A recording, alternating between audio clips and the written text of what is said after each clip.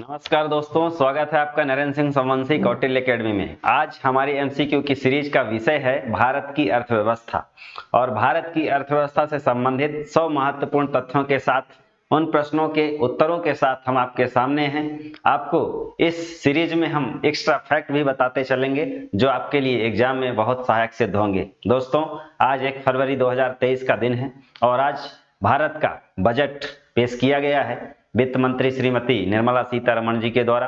और आज एक ऐसा ही दिन है जिस अवसर पर हम अपने इस विषय की चर्चा करने जा रहे हैं। तो दोस्तों, जो बजट है उसका संबंध वित्तीय लेखा जोखा से है, वार्षिक वित्तीय विवरण से है, इसलिए इसका सीधा संबंध हमारे रोजमर्रा के जीवन से यानी धन रुपये से है। तो रुपए के संबंध में कहा जाता है कि रुपया झूठ बोलैया जग में सबसे बड़ा रुपया। मैंने रुपया से आप झूठ बुलवा सकते हैं, रुपये से आप कोई चीज खरीद सकते हैं, तो रुपया जो है सबसे बड़ा है, एक कहावत है, लोक में प्रचलित है। तो सीधा हम प्रश्नों की सीरीज के माध्यम से आपके एग्जाम में आने वाले प्रश्नों को सरलता से जान पाएं, सरलता से याद कर पाएं, इस कड़ी को आगे बढ़ाते हैं। चलिए, तो पहला प्रश्न है, यहाँ बोल रहा है ये प्रश्न कि किसी मुक्त बाजार अर्थव्यवस्था में कीमत तंत्र का संचालन किस एक की ओर संकेत करता है। दोस्तों, जाहिर सी बात है, अगर आपका स्पेशल इकोनॉमिक्स कोई सब्जेक्ट ना रहा हो ग्रेजुएशन या अन्य पढ़ाई के दौरान, तो आपको कुछ इसकी शब्दावली कठिन लग सकती है, लेकिन फिर भी यदि आप तन्मयता से, गंभीरता से या सामान्य रूप से जो भाषा है उसका अर्थ जानने की कोशिश करेंगे तो इसका आंसर आसानी से कर पाएंगे।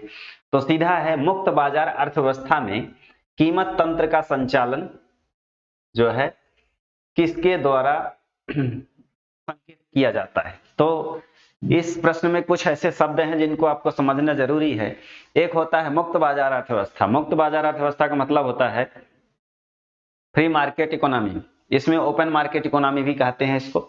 ओपन मार्केट इकोनॉमी क्या होती है, जिसमें निजी क्षेत्र को या जो डिमांड और सप्लाई है उसको प्रमुख रूप से देखा जाता है। इसमें जो है पूंजीवादी अर्थव्यवस्था को भी प्रोत्साहन दिया जाता है। अर्थात मुक्त बाजार अर्थव्यवस्था ऐसी इकोनॉमिक व्यवस्था है जिसमें यदि वस्तुओं की मांग बढ़ती है यानी डिमांड बढ़ती है तो सप्लाई को बढ़ाना होगा, ठीक है।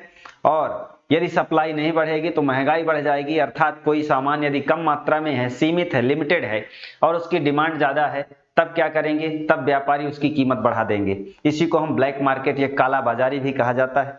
तो ये जो मुक्त बाजार अर्थव्यवस्था है इसमें कीमत तंत्र का संचालन किस ओर संकेत करता है, ये शब्दावली का मतलब ये है कि मुक्त बाजार अर्थव्यवस्था में, ओपन मार्केट इकोनॉमी में जो कीमत तंत्र है, कीमत की बढ़ोतरी हो, कीमत का घटना हो, ये क्या बताता है, तो ये बताता है मांग और आपूर्ति के दबावों के बीच अन्योन्य क्रिया। अन्योन्य क्रिया का मतलब होता है संबंध, ठीक है। इसका मतलब क्या है, यदि मांग है ज्यादा तो आपूर्ति बढ़ानी पड़ेगी और यदि मांग ज्यादा है, आपूर्ति कम है तो रेट बढ़ेगा, ठीक, कीमत बढ़ेगी। और यदि मांग कम है और आपूर्ति ज्यादा है, मार्केट में आप देख लेते हैं जब मंडी में कोई सब्जी ज्यादा आ जाती है और ग्राहक कम होते हैं तो उसका रेट डाउन हो जाता है। लेकिन यदि ग्राहक ज्यादा आ गए और वही आइटम किसी एक व्यक्ति के पास है तो उसकी कीमत ज्यादा बढ़ जाती है। तो ये जाहिर सी बात है, मार्केट में भी कोई भी खाद्यान्न हो, अन्य मामलों में भी हम देखें तो जो चीजें लिमिटेड हैं, डिमांड ज्यादा है तो जो सप्लाई है उसको बढ़ानी पड़ेगी और सप्लाई नहीं बढ़ेगी तो उसकी रेट बढ़ जाएगा। यही है ओपन मार्केट, ये संकेत करता है, ठीक है ना। आप एक मुहावरा जानते ही होंगे, एक अनार 100 बीमार। एक ही चीज है, 100 लोग उसको चाहने वाले हैं तो उसके लिए क्या होगा, समस्या खड़ी होगी, रेट बढ़ेगा। ये इकोनॉमी बताती है। तो इसका सीधा आंसर हो जाएगा पहला नंबर, ठीक है। आगे बढ़ते हैं। आर्थिक विकास से संबंधित असत्य कथन पर विचार करें। दोस्तों, जब हम कोई भी पेपर दे रहे होते हैं तो हमें सबसे पहले प्रश्न को अच्छी तरीके से पढ़ना चाहिए, क्योंकि कहा भी गया है जैसे शुरुआत कर देना आधी सफलता प्राप्त करने के समान होता है, वैसे ही किसी भी प्रश्न का उत्तर देना, किसी भी प्रश्न के उत्तर का सही चुनाव करना इस बात पर डिपेंड करता है कि आपने प्रश्न को अच्छी तरीके से कैसे पढ़ा है। यदि आप प्रश्न पढ़ना आ गया अच्छे तरीके से तो आपने 50% तो आंसर आपके अंदर ही है, बस 50% की डिमांड है। तो यहाँ हम आर्थिक विकास से संबंध रखते हैं, उसके संबंध में असत्य कथन बताना है। 3 ऐसे स्टेटमेंट हैं जो आर्थिक विकास को स्पष्ट करेंगे, एक उससे रिलेटेड नहीं होगा, वो हमको बताना है। आर्थिक विकास की धारणा आर्थिक समृद्धि की धारणा से अधिक व्यापक नहीं है, ये स्टेटमेंट बता रहा है। इसके अलावा आर्थिक विकास तभी कहा जाएगा जब जीवन की गुणवत्ता बनी रहे, तो ये तो सही है। यानी आर्थिक विकास हम लोग कहते हैं ना, जैसे वर्तमान सरकार का लक्ष्य क्या है, सबका साथ, सबका विकास, सबका विश्वास, सबका प्रयास, ठीक है। तो आर्थिक विकास जब होगा तो जीवन की गुणवत्ता बढ़ेगी।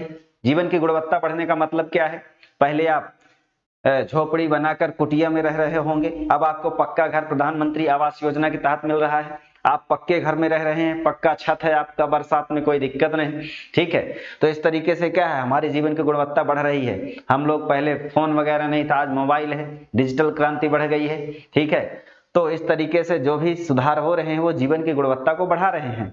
हमारा जो वेस्टर्न कल्चर है या शहरी कल्चर है, जो भी परिवर्तन आया है समाज में, वो किस रूप में आया है, आर्थिक विकास के रूप में आया है। तो आर्थिक विकास हुआ है तो सबका विकास हुआ है, साधारण सी बात है। इसीलिए सरकार जोर देती है कि हम सबका साथ, सबका विकास को जोर देंगे, अंत्योदय को बढ़ाएंगे, ठीक है।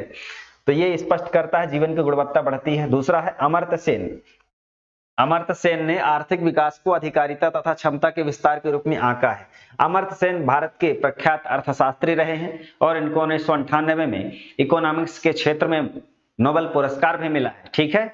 और इनका जो नाम है कल्याण अर्थशास्त्र के क्षेत्र में प्रमुखता से लिया जाता है, इस बात को ध्यान रखेंगे।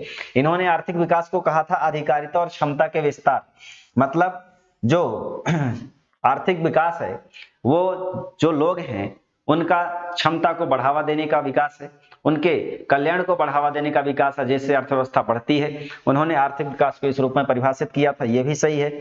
आर्थिक विकास को मानव विकास कहा जाता है, यानी आर्थिक विकास होगा तो मानव का सार्वभौमिक विकास होगा, ये बात भी सही है। पहला स्टेटमेंट गलत है। क्यों गलत है?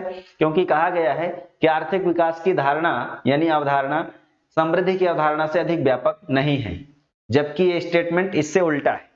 मतलब समृद्धि जो होती है उस समृद्धि का व्यापक रूप है आर्थिक विकास, ठीक है, आर्थिक विकास, और यह हो जाएगा आर्थिक समृद्धि।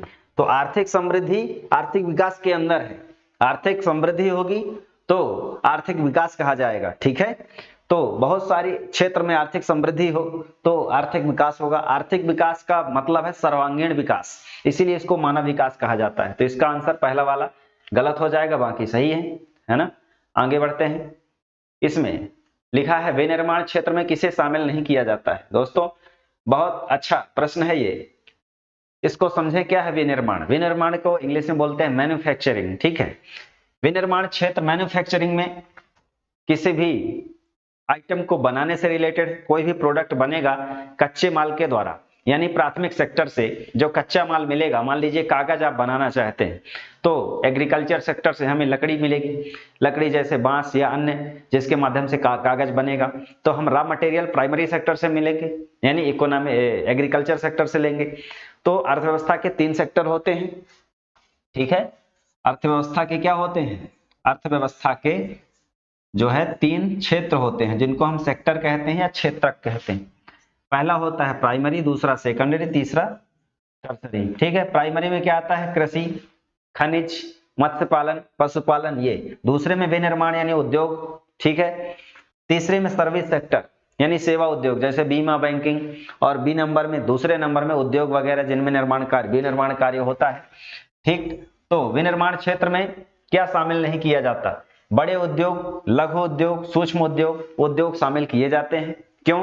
क्योंकि इनका उपयोग इनके द्वारा रॉ मटेरियल का उपयोग करके कोई नई वस्तु को क्रिएट किया जाता है या उसको प्रोड्यूस किया जाता है, बनाया जाता है। लेकिन निर्माण उद्योग क्या होता है? निर्माण उद्योग जो उद्योग है उसके इनपुट का आउटपुट है, यानी आप जैसे घर बना रहे हैं, ठीक है, घर का निर्माण कर रहे हैं, कोई पुल का निर्माण कर रहे हैं, तो ये उद्योग के जो आइटम हैं उनका उपयोग करके उनको इनपुट के रूप में लेकर हम कोई चीज को बना रहे हैं, क्रिएट कर रहे हैं, वो आउटपुट के रूप में ले रहे हैं, तो वो जो है निर्माण उद्योग कहलाएगा। इसको हम कंस्ट्रक्शन कहेंगे, ना कि मैन्युफैक्चरिंग कहेंगे, ठीक है। तो ये निर्माण है जो उद्योग को इनपुट के रूप में लेगा, उद्योग के कुछ मटेरियल इसमें यूज किए जाएंगे और एक नई संरचना का निर्माण होगा। वो निर्माण है जैसे घर का निर्माण करना, पुल रोड ये सब आ जाएंगे निर्माण में। लेकिन उद्योग में जैसे कागज फैक्ट्री, ठीक है, वस्त्र फैक्ट्री, ठीक है, या अन्य रसायन वगैरह बनाने की कंपनियां, तो ये उद्योग में कौन आएंगे, विनिर्माण क्षेत्र में आएंगे तीनों उद्योगों को, चाहे सूक्ष्म लघु कोई भी उद्योग हो। लेकिन निर्माण उद्योग में विनिर्माण नहीं आता, ठीक है, ये बात ध्यान रखेंगे। आगे बढ़ते हैं नेक्स्ट प्रश्न में। हाँ, निम्नलिखित में से सही ढंग से समझाता है कि भारत अल्प विकसित अर्थव्यवस्था है। दोस्तों, आज बजट जो पेश किया गया है हमारे अमृत काल के लिए, यानी 2047 तक, जब देश की शताब्दी, स्वतंत्रता की शताब्दी वर्ष होगा, तब ये अल्प विकसित अर्थव्यवस्था विकसित अर्थव्यवस्था के रूप में बदल जाए। ऐसा करने के लिए लक्ष्य निर्धारित किए गए हैं, जिनको यदि हम पार कर लेते हैं तो भारत एक जाहिर सी बात है कि एक विकसित देश बन जाएगा। और आज जिस तरीके से 5वीं अर्थव्यवस्था है दुनिया की, ठीक है, जीडीपी की दृष्टि से 5वीं बड़ी अर्थव्यवस्था है, ब्रिटेन को पछाड़ दिया है भारत ने। और पीपीपी के आधार पर, परचेजिंग पावर पैरिटी, क्रय शक्ति क्षमता के आधार पर, यानी हमारे यहाँ मार्केट ज्यादा है, उपभोक्ता ज्यादा है, इस आधार पर दुनिया की तीसरी बड़ी अर्थव्यवस्था है हमारे भारत की इकोनॉमी। तो यहाँ पूछ रहा है अल्प विकसित अर्थव्यवस्था के लक्षण कौन है, जिसके आधार पर हम बता सकते हैं कि भारत अल्प विकसित अर्थव्यवस्था वाला देश है। तो इसमें पहला है आय का असमान वितरण, बिल्कुल सही है। IMF आप नाम सुने होंगे या जानते होंगे, इंटरनेशनल मॉनेटरी फंड, अंतरराष्ट्रीय मुद्रा कोष, इसने यह जो संगठन है यह एक रिपोर्ट निकालता है, उसका नाम है वर्ल्ड इकोनॉमिक आउटलुक रिपोर्ट। इस आउटलुक रिपोर्ट के अनुसार उन्होंने बताया, उस रिपोर्ट में कहा गया था कि भारत में जो शीर्ष 10% लोग हैं, उनके पास, शीर्ष 10% लोगों के पास देश की जीडीपी का 90% धन है। कितना धन है? 90%। और जितने 80% जो 90% आबादी है, उनके पास जो धन है वो पूरे जीडीपी का 10-20% है मुश्किल से, ठीक है। यानी सबसे ज्यादा जो शीर्ष अमीर लोग हैं, औद्योगिक घराने हैं, उनके पास ज्यादा है, यानी सब पर आय की असमानता है। तो यह एक बड़ा कारण है, यही अल्प विकसित अर्थव्यवस्था का लक्षण भी आ जाएगा, ठीक है। उच्च निर्भरता दर, मतलब हम ज्यादा आयात करते हैं, निर्यात कम हो रहा है, यानी जो भारत में जो राजकोषीय घाटा है या अन्य कुछ है, उसमें निर्यात कम होना हमारे व्यापार को क्या करता है? प्रतिकूल बनाता है। इसीलिए बैलेंस ऑफ पेमेंट की समस्या आती है, भुगतान संतुलन की, ठीक है। फिर आता है राष्ट्रीय आय में वृद्धि की धीमी दर। ये इसका लक्षण नहीं है, क्योंकि राष्ट्रीय आय चाहे विकसित देश हो, चाहे अल्प विकसित देश हो, चाहे अविकसित देश हो, वहां वृद्धि धीमी तेज होती रहती है, ठीक है, ये सामान्य सी बात है। बैंक और वित्तीय क्षेत्र में परिवर्तन, ये बिल्कुल सही है। हमारे बैंक और जो वित्तीय क्षेत्र हैं, फाइनेंशियल सेक्टर हैं, यहाँ बहुत बड़ा परिवर्तन देखने को मिलता है विकसित देशों में और अल्प विकसित देशों में। तो इस तरीके से पहला, दूसरा और चौथा इसको स्पष्ट करता है। बी नंबर इसका आंसर हो जाएगा, ठीक है दोस्तों। इस तरीके से हमें जो भी स्टेटमेंट दिए होते हैं उनको प्रश्न के आधार पर तुलनात्मक रूप से आकलन करके ध्यान देना पड़ेगा, ठीक है, तब हम जाकर उस आंसर को सही कर पाएंगे। आगे बढ़ते हैं नेक्स्ट प्रश्न में। राष्ट्रीय आय क्या है? तो ये बहुत ही बेसिक क्वेश्चन है। यदि हम इकोनॉमिक्स पढ़ रहे हैं, जान रहे हैं, तो सामान्य सी बात और सामान्य सा सवाल है, राष्ट्रीय आय क्या है, नेशनल इनकम क्या है। जैसे हर व्यक्ति की आय होती है, वैसे भी राष्ट्र की आय भी गणना की जाती है। क्या होती है राष्ट्रीय आय? राष्ट्रीय आय को कहा जाता है उत्पाद लागत पर निवल राष्ट्रीय उत्पाद। क्या कहा जाता है? उत्पाद लागत पर निवल राष्ट्रीय उत्पाद। उत्पाद लागत क्या होता है? यह होता है फैक्टर कॉस्ट, ठीक है। और निवल राष्ट्रीय उत्पाद का मतलब होता है नेट डोमेस्टिक प्रोडक्ट, एनडीपी, ठीक है। ये क्या होता है? ये ऐसा राशि है या ऐसा आंकड़ा है जो देश में एक वित्तीय वर्ष में, एक वित्तीय वर्ष क्या होता है? 1 अप्रैल से लेकर 31 मार्च तक किसी भी देश में 1 मार्च से जो वित्तीय वर्ष निर्धारित किया जाएगा, भारत में 1 अप्रैल से 31 मार्च तक है। तो इस वित्तीय वर्ष में जितना देश में उत्पादन होगा, सेवाएं होंगी, अर्थव्यवस्था के तीनों क्षेत्रों से जो इनकम मिलेगी, और भारतीयों द्वारा जो विदेशों में कमाया जाएगा, विदेशियों द्वारा जो देश में कमाया जाएगा, उसको घटाकर शुद्ध रूप से जो निवल होता है, निवल शब्द ये बताता है कि जो इनकम विदेशी कमा रहे हैं भारत में उसको घटा दिया जाएगा, और जो इनकम भारत के निवासियों द्वारा या भारत के जो भारतीय हैं बाहर कमा रहे हैं विदेशों में, वहां से वो कमाकर भारत भेज रहे हैं, उसको जोड़ दिया जाएगा। और फैक्टर कास्ट, केवल लागत के आधार पर जो सामान बन रहा है उसकी कीमत क्या होगी, तो लागत मूल्य के आधार पर जो वस्तुओं और सेवाओं का उत्पादन होता है एक साल में, एक वित्तीय वर्ष में, उन सब का मौद्रिक मूल्य जो है जोड़ दिया जाएगा। वो क्या कहलाएगी? उत्पाद लागत पर निवल राष्ट्रीय उत्पादन। यही होगी देश की नेशनल इनकम। इसमें हम मार्केट प्राइस को नहीं जोड़ते, मार्केट प्राइस में तो टैक्स वगैरह जुड़ जाते हैं, ठीक है, तो उनको हम नहीं जोड़ेंगे। ये फैक्टर कास्ट के आधार पर एनडीपी को हम क्या कहेंगे? राष्ट्रीय आय कहेंगे। तो ये बहुत इंपॉर्टेंट है, इस बात को ध्यान रखिएगा, बहुत बार क्वेश्चन ये पूछा गया है, ठीक है। आगे बढ़ते हैं, राष्ट्रीय आय में किसको सम्मिलित नहीं किया जाता है?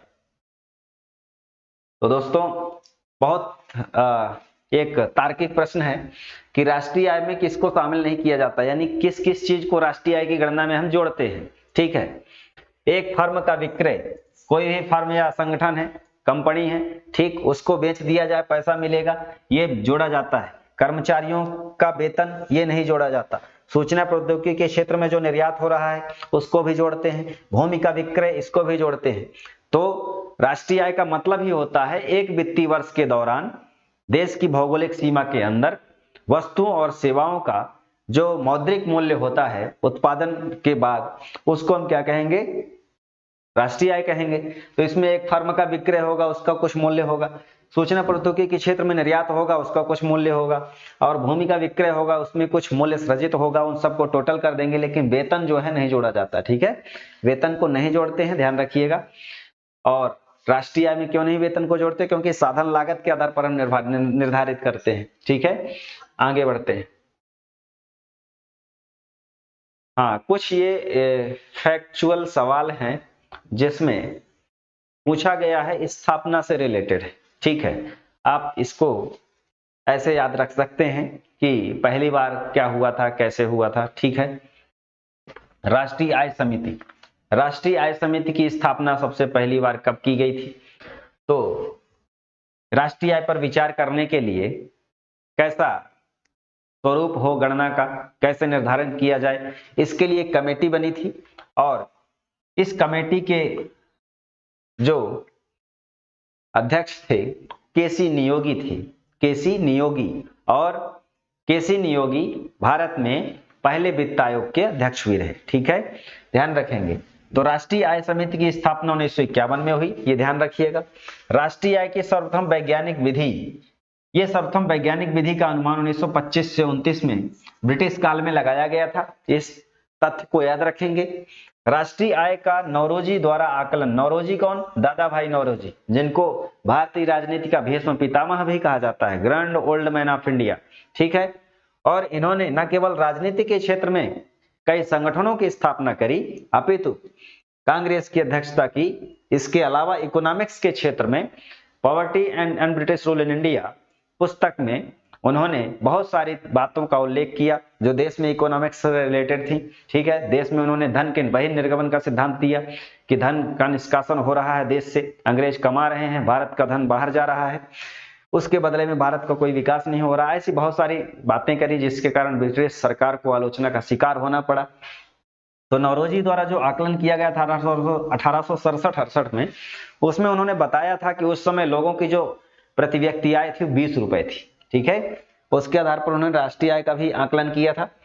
राष्ट्रीय आय का प्रथम सरकारी आकलन 1948-49 में किया गया था, ठीक है। 1948-49 में पीसी महालनोबिस कमेटी बनाई गई थी और उस पीसी महालनोबिस समिति ने इसका आकलन किया था कि कितनी इनकम है उस समय 1948-49 में। इसका पहला, दूसरा, तीसरा, चौथा, तीनों मिलान कर रहे हैं, चौथा सभी ऑप्शन, इसका आंसर सी नंबर हो जाएगा, ठीक है। तो अब इसके बाद आगे सवाल पे चलते हैं। पहला है इसमें, बाजार कीमत पर सकल घरेलू उत्पाद पाने के लिए किसे घटाया जाता है? तो सीधा सा हमने पुराने सवाल पे जो डिस्कशन किया नेशनल इनकम पे, उसमें सकल घरेलू उत्पाद का मतलब होता है GDP. GDP gross domestic product, सकल घरेलू उत्पाद, ठीक है। सकल घरेलू उत्पाद को बाजार कीमत पर जो हम जोड़ते हैं, साधन लागत क्या होती है, जिसमें फैक्टर कास्ट, केवल लागत जोड़ा जाता है। और जब उसको बाजार में बेचने के लिए उसमें इनडायरेक्ट टैक्स भी जोड़ देंगे, लेकिन सब्सिडी को घटा देंगे, जिनको सब्सिडी दी जाती है उसको घटा दिया जाएगा, तो वो बाजार कीमत पर कहला जाएगा।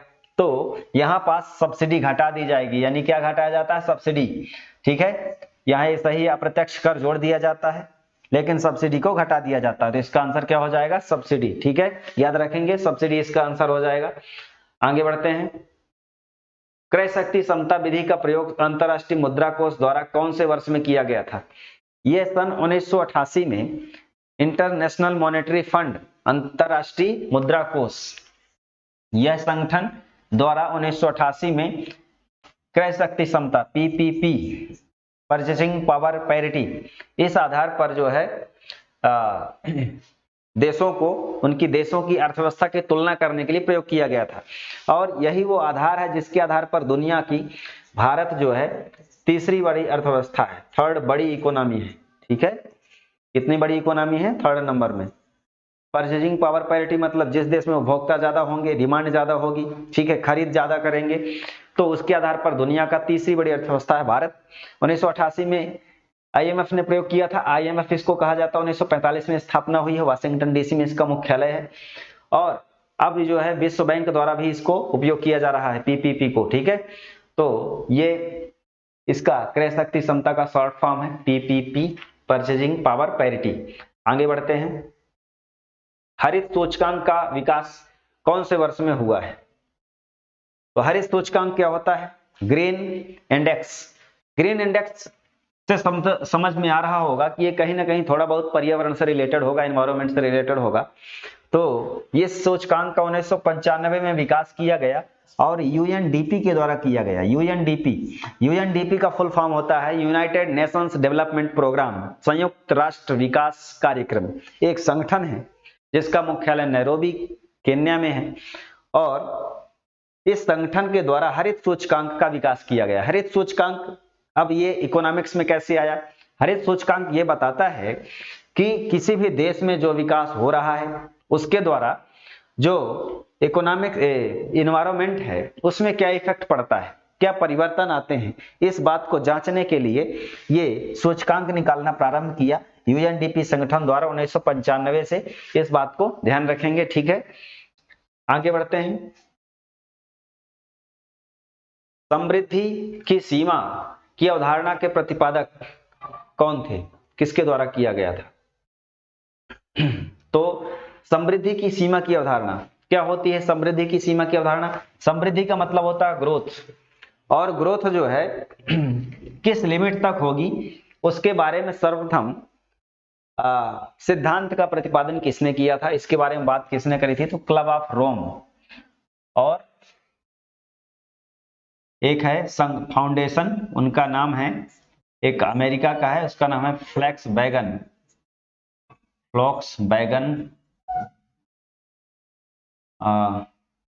फाउंडेशन। इसके द्वारा संयुक्त रूप से समृद्धि की अवधारणा के बारे में रिपोर्ट प्रस्तुत की गई थी और इसको हम कहेंगे क्लब ऑफ रोम, ठीक है। ये अंतरराष्ट्रीय स्तर पर इसकी शुरुआत की गई थी। तो समृद्धि की सीमा के बारे में जो एक सिद्धांत है वो प्रतिपादन किया था एक संगठन क्लब ऑफ रोम, ठीक, इटली में, और फोक्सवैगन फाउंडेशन द्वारा। इन दोनों के द्वारा संयुक्त रूप से ये समृद्धि की सीमा निर्धारित की गई थी कि जब एनवायरनमेंट में हम कोई परिवर्तन करते हैं या इफेक्ट बढ़ता है तो जो भी प्रकृति के संसाधन हैं उनका इस्तेमाल करते हैं तो उनका क्या परिवर्तन होता है, क्षरण होता है कि विकास होता है कि यथावत रहते हैं, और हमारा जो विकास होता है उसके कारण पर्यावरण में क्या इफेक्ट पड़ता है, इसके बारे में इन्होंने अपनी बात रखी थी। उसी को कहते हैं समृद्धि की सीमा। माने इसका सीधा सा मतलब आप समझ लीजिए कि आप विकास करें लेकिन आपके विकास के कारण किसी और का अहित ना हो, किसी और का अपविकास ना हो, ठीक है। यानी आप ये समझ रहे हैं कि यदि आप रोड में चल रहे हैं और राह में कोई राहगीर आ रहा है, आपकी गाड़ी तेज है, आप उसको मार देंगे, ये जरूरी नहीं है। संसाधन है, सार्वजनिक है, सबके लिए है। ऐसे ही इकोनॉमिक्स के क्षेत्र में आप कोई भी विकास कर रहे हो, एनवायरमेंट सबका है, उसमें ऐसा कोई कार्य ना करें कि वो खतरनाक परिवर्तन हो, पर्यावरण असंतुलन उत्पन्न हो। ठीक है, इस बारे में इन्होंने अच्छे से व्याख्या करी थी। इसी को कहते हैं समृद्धि की सीमा। आगे बढ़ते हैं। निम्नलिखित में से कौन सा विकास सूचकांक ह्यूमन डेवलपमेंट इंडेक्स में शामिल नहीं है?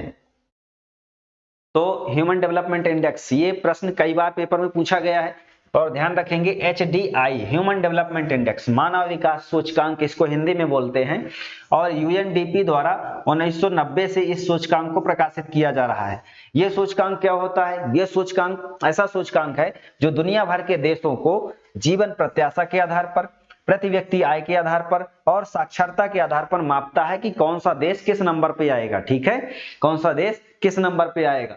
तो HDI जो सूचकांक है, यह विभिन्न देशों में जीवन प्रत्याशा यानी लोगों के जीवन जीने की जो औसत आयु है वो कितनी है, यानी स्वास्थ्य व्यवस्था कैसी है, प्रति व्यक्ति आय यानी लोगों का जीवन स्तर कैसा है, इनकम कैसी है, साक्षरता यानी लोगों में साक्षरता कितना प्रतिशत है, साक्षरता की दर क्या है। तो उस स्तर को जांचने के आधार पर विभिन्न देशों की तुलना करता है। ठीक, और UNDP एक संगठन है, यूनाइटेड नेशंस डेवलपमेंट प्रोग्राम। ठीक है, और इसके पहले हम जो ने बात करी थी संयुक्त राष्ट्र पर्यावरण कार्यक्रम की, तो UNEP है वो, यूनेप। ठीक है, और ये UNDP है, यूनाइटेड नेशंस डेवलपमेंट प्रोग्राम। तो संयुक्त राष्ट्र विकास कार्यक्रम क्या करता है, 1990 से रिपोर्ट का प्रकाशन कर रहा है और इसी के आधार पर विभिन्न देशों को 4 रूपों में बांटता है: उच्च मानव विकास सूचकांक, मध्यम मानव विकास सूचकांक, निम्न और सबसे निम्न। ठीक है, तो इस तरीके से ये इसमें सामाजिक असमानता नहीं होती, ये 3 घटक होते हैं, इसके ध्यान रखिएगा। ठीक है, आगे बढ़ते हैं। हाँ, इसमें एक तरफ दिया है घटक और उससे संबंध में कुछ जो है पॉइंट दिए हैं, उनका मिलान करना है। दोस्तों, आर्थिक विकास किसकी व्याख्या करेगा, आर्थिक वृद्धि किसकी करेगा, संपोषित विकास, जीवन की गुणवत्ता, ये क्या रिलेटेड होगा, इसको आप बताएं।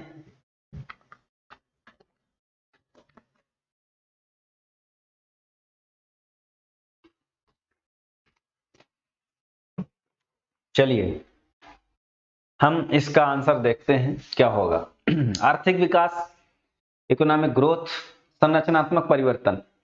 यदि देश में कोई संरचनात्मक परिवर्तन हो रहा है, रोड बन रही है, बंदरगाह बन रहे हैं, कोई बड़ी अवसंरचना का निर्माण हो रहा है, ठीक, उसको हम क्या कहेंगे, आर्थिक विकास, देश में विकास हो रहा है। आर्थिक वृद्धि किसको कहेंगे, आर्थिक वृद्धि सकल घरेलू उत्पाद, मान लीजिए ये इसको हम क्या कहते हैं, ये GDP है।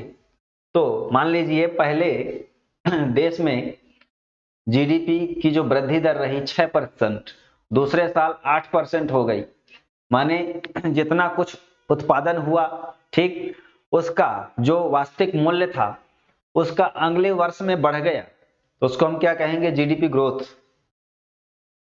और ये विभिन्न देशों के स्तर पर इसको तुलनात्मक रूप से तय किया जाता है। ठीक है, तो पुराने साल की तुलना में वर्तमान साल में कितना परिवर्तन आया, इसको हम कहते हैं आर्थिक वृद्धि। तो ये वृद्धि जो है साल दर साल, 2 साल, 10 साल के अंतर के आधार पर निर्धारित की जा सकती है, लेकिन ये इकोनॉमिक डेवलपमेंट जो है एक बड़ी अवधारणा है और किसी एक साल में इसको निर्धारित नहीं किया जा सकता। जिस तरीके से हमारा देश 47 में आजाद हुआ और आज 2023 लग गया, यानी जो 75 साल हो चुके हमारे देश को आजाद हुए, उस समय के दौरान हमने तब से लेकर अब तक क्या विकास किया, वो है आर्थिक विकास। और आर्थिक वृद्धि क्या है, पिछले महीने कितना हमने किया था, उसके बाद अगले महीने क्या किया, उनके बीच का जो अंतर है वो आर्थिक वृद्धि हुई या कमी हुई। ठीक, संपोषित विकास क्या है, संपोषित विकास का मतलब है पर्यावरण से संबंधित, संपोषित का मतलब है सस्टेनेबल डेवलपमेंट। सस्टेनेबल डेवलपमेंट का मतलब क्या है, हम ऐसा काम विकास करें, ऐसा कार्य करें जिससे पर्यावरण में नकारात्मक असर ना पड़े। ठीक, तो वर्तमान पीढ़ी की जरूरतों को पूरा करते हुए भविष्य की पीढ़ियों के लिए भी संसाधन को सुरक्षित रखना। आज हम जल का अत्यधिक दोहन कर लेंगे, जल संकट उत्पन्न हो जाएगा, आने वाली पीढ़ियों के लिए जल उपलब्ध नहीं रहेगा, तो हम इसके लिए बहुत वैकल्पिक साधन अपना रहे हैं। सोलर एनर्जी का उपयोग कर रहे हैं, जल को रिसाइकिल कर रहे हैं, वाटर रिसाइकलिंग प्लांट लगा रहे हैं। तो ऐसे हम जो नवाचार कर रहे हैं वो संपोषित विकास को बताते हैं। तो संपोषित विकास क्यों किया जा रहा है? क्योंकि पर्यावरण पर नकारात्मक असर ना पड़े, ताकि पृथ्वी जीवनदायिनी ग्रह बनी रहे। ठीक, जीवन की गुणवत्ता क्या बताती है? स्वास्थ्य में, यदि स्वास्थ्य अच्छा होगा जीवन गुणवत्ता बढ़ेगी। ठीक है, और यदि स्वास्थ्य को हम ध्यान नहीं देंगे, इसीलिए बजट में स्वास्थ्य बजट भी स्वास्थ्य के क्षेत्र में योजनाओं के लिए दिया जाता है, आवंटन किया जाता है। यदि स्वास्थ्य पर ध्यान नहीं देंगे तो जीवन क्या हो जाएगा? जीवन दुश्वार हो जाएगा। ठीक है, चलिए, तो इसका आंसर हो जाएगा पहले का चौथा, डी नंबर। आगे बढ़ते हैं। अर्थव्यवस्था में वृद्धि दर किससे प्रदर्शित होती है? तो दोस्तों, अर्थव्यवस्था में जो वृद्धि दर है वो क्या बताती है? तो हमने इस प्रश्न में चर्चा भी की, जीडीपी में होने वाली वृद्धि, या एनएनपी में होने वाली वृद्धि, या जीएनपी में होने वाली वार्षिक वृद्धि, या एनडीपी में होने वाली वार्षिक प्रतिशत परिवर्तन।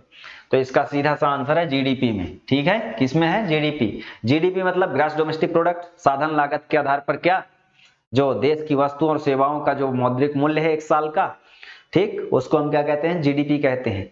किसी भी वित्तीय वर्ष में अर्थव्यवस्था में पूरे वर्ष के दौरान उत्पादित वस्तुओं और सेवाओं के कुल मौद्रिक मूल्य का योग क्या कहते हैं? उसको हम कहते हैं जीडीपी, और उसी को हम फैक्टर कॉस्ट के आधार पर राष्ट्रीय आय कहते हैं। ठीक है, चलिए, तो इसका आंसर ये हो जाएगा। आगे बढ़ते हैं। आर्थिक नियोजन के किसका विषय है? तो आर्थिक नियोजन देखें, आर्थिक नियोजन मतलब इकोनॉमिक प्लानिंग। ठीक है, तो ये किसका विषय है? ये समवर्ती सूची का विषय है। अगर आप संविधान थोड़ा पढ़े हो, संविधान के बारे में, पॉलिटी सब्जेक्ट, संघ सूची, राज्य सूची, समवर्ती सूची को सातवीं अनुसूची में वर्णित किया गया है, और इसमें संघ सूची में जो विषय दिए गए उस पर कानून बनाने का अधिकार केंद्र सरकार को है, यानी संसद को। राज्य सूची में कानून बनाने का अधिकार राज्य सरकार को है, लेकिन विशेष परिस्थितियों में केंद्र यानी संसद भी बना सकती है। समवर्ती सूची में केंद्र और राज्य दोनों को कानून बनाने का अधिकार है। तो इसमें आर्थिक नियोजन को रखा गया है। तो इसीलिए केंद्र सरकार भी बजट लाती है और राज्य सरकार भी बजट लाती है। ये क्यों लाती है? क्योंकि दोनों सरकारों को विकास करने के लिए अपना अपना कानून बनाने का, अपनी योजनाएं चलाने का अधिकार है, और ये आर्थिक नियोजन के अंतर्गत समवर्ती सूची आती है। समवर्ती सूची में केंद्र और राज्य दोनों को कानून बनाने का अधिकार होता है, इसलिए आर्थिक नियोजन को इसमें रखा गया है कि केंद्र जरूरत पड़े तो कोई नई योजना चला सकती है, राज्य सरकार भी अपने जरूरत के अनुसार, स्थानीय परिस्थितियों के अनुसार कोई भी योजना चला सकती है आर्थिक विकास के लिए। ठीक है, इसको हम आर्थिक सूची, समवर्ती सूची में रखे हैं। आगे बढ़ते हैं। भारत में राष्ट्रीय विकास परिषद का प्रमुख कार्य है, क्या कार्य है इसका? दोस्तों, राष्ट्रीय विकास परिषद को एनडीसी भी कहा गया है, नेशनल डेवलपमेंट काउंसिल। इसकी स्थापना 6 अगस्त 1952 को हुई थी, नई दिल्ली में इसका हेडक्वार्टर है। इसके अध्यक्ष प्रधानमंत्री होते हैं। और यह जो विकास परिषद है ये क्या काम करती है? ये भी जो विकास परिषद है, योजना के क्रियान्वयन के लिए राज्यों के संसाधनों प्रयासों को गतिशील करना, बिल्कुल जो राज्य में संसाधन है उनका अच्छे से उपयोग किया जा सके, उनका संपोषित विकास किया जा सके, इसके लिए बहुत सारे प्रयास करती है। ठीक है, और सभी महत्वपूर्ण क्षेत्रों में सामान्य नीति का विकास करना, ये भी सही है। देश के सभी क्षेत्रों में संतुलित विकास को सुनिश्चित करना, ये भी सही। तीनों सही हैं, सभी ऑप्शन। ठीक है, राष्ट्रीय विकास परिषद का मतलब ही है राष्ट्र की विकास करना, राष्ट्र के विकास के लिए कार्यक्रमों का मूल्यांकन करना, उनको गतिशीलता प्रदान करना, ऐसा प्रयास करना। तो ये जो विकास परिषद है इसमें बहुत बड़ा तंत्र काम करता है, सारे आला अधिकारी काम करते हैं, और इसमें प्रत्यक्ष रूप से निर्देशन नियंत्रण प्रधानमंत्री जी का तो होता ही है। ठीक है, आगे बढ़ते हैं। भारत सरकार की प्रथम पंचवर्षीय योजना किस पर आधारित थी? तो दोस्तों, हमारी जो पंचवर्षीय योजना की शुरुआत 1951 में हुई थी, 2017 तक चली। टोटल 12 पंचवर्षीय योजनाएं पूर्ण की जा चुकी हैं। अब पूछा जाए प्रश्न कि क्या कोई अभी पंचवर्षीय योजना चल रही है? नहीं चल रही है। 2015 में नीति आयोग बन गया योजना आयोग के स्थान पर, और सरकार ने नीति आयोग के माध्यम से एक दीर्घकालीन 15 साल का एजेंडा तैयार किया है, और समय समय पर उसके लक्ष्यों का मूल्यांकन किया जाएगा, और उसमें कुछ संशोधन भी किया जा सकता है। तो इसलिए ये पंचवर्षीय योजनाएं समाप्त हो चुकी हैं। पहली पंचवर्षीय योजना जब चालू हुई थी तो 1951 से 56 तक चालू हुई थी, और उसका जो मॉडल था, यानी किस मॉडल पर आधारित थी? हेराल्ड डॉमर मॉडल, ये अर्थशास्त्री थे, उनके सिद्धांत पर आधारित थी। और इस अर्थव्यवस्था में, इस योजना में कृषि क्षेत्र में, कृषि व संबद्ध क्षेत्र में इसको प्राथमिकता दी गई थी। क्यों दी गई थी? क्योंकि कृषि क्षेत्र, भारत एक कृषि प्रधान देश है, और जब देश आजाद हुआ था उस समय उसके पास ऐसे कोई संसाधन नहीं थे कि वो उद्योगों को ज्यादातर प्रमोट कर सके, तो कृषि ही एक धंधा था, बुनियादी धंधा। उसी को बढ़ावा देने के लिए तत्कालीन प्रधानमंत्री नेहरू जी ने हेरोडोमर मॉडल के आधार पर जो बनी योजना थी उसको अंतिम रूप दिया और प्रथम पंचवर्षीय योजना की शुरुआत करी, जिसमें कृषि को ज्यादा प्रमोट किया गया। इसीलिए नेहरू जी ने एक स्टेटमेंट बोला था कि और सभी कुछ इंतजार कर सकता है परंतु कृषि नहीं। इसीलिए पहली पंचवर्षीय योजना में उन्होंने कृषि को प्रमोट किया, ठीक है। फिर बाद में दूसरी पंचवर्षीय योजना में उद्योग को प्रमोट किया गया था। आगे बढ़ते हैं। द्वितीय पंचवर्षीय योजना में स्थापित लौह इस्पात संयंत्र में कौन शामिल नहीं है? तो हमने जैसे बात करी कि दूसरी पंचवर्षीय योजना जब चलाई गई थी, दूसरी पंचवर्षीय योजना की अवधि क्या थी? 56 से 61 तक। और यह जो पंचवर्षीय योजना थी ये महालनोबिस, पीसी महालनोबिस प्रख्यात सांख्यिकीविद अर्थशास्त्री रहे हैं।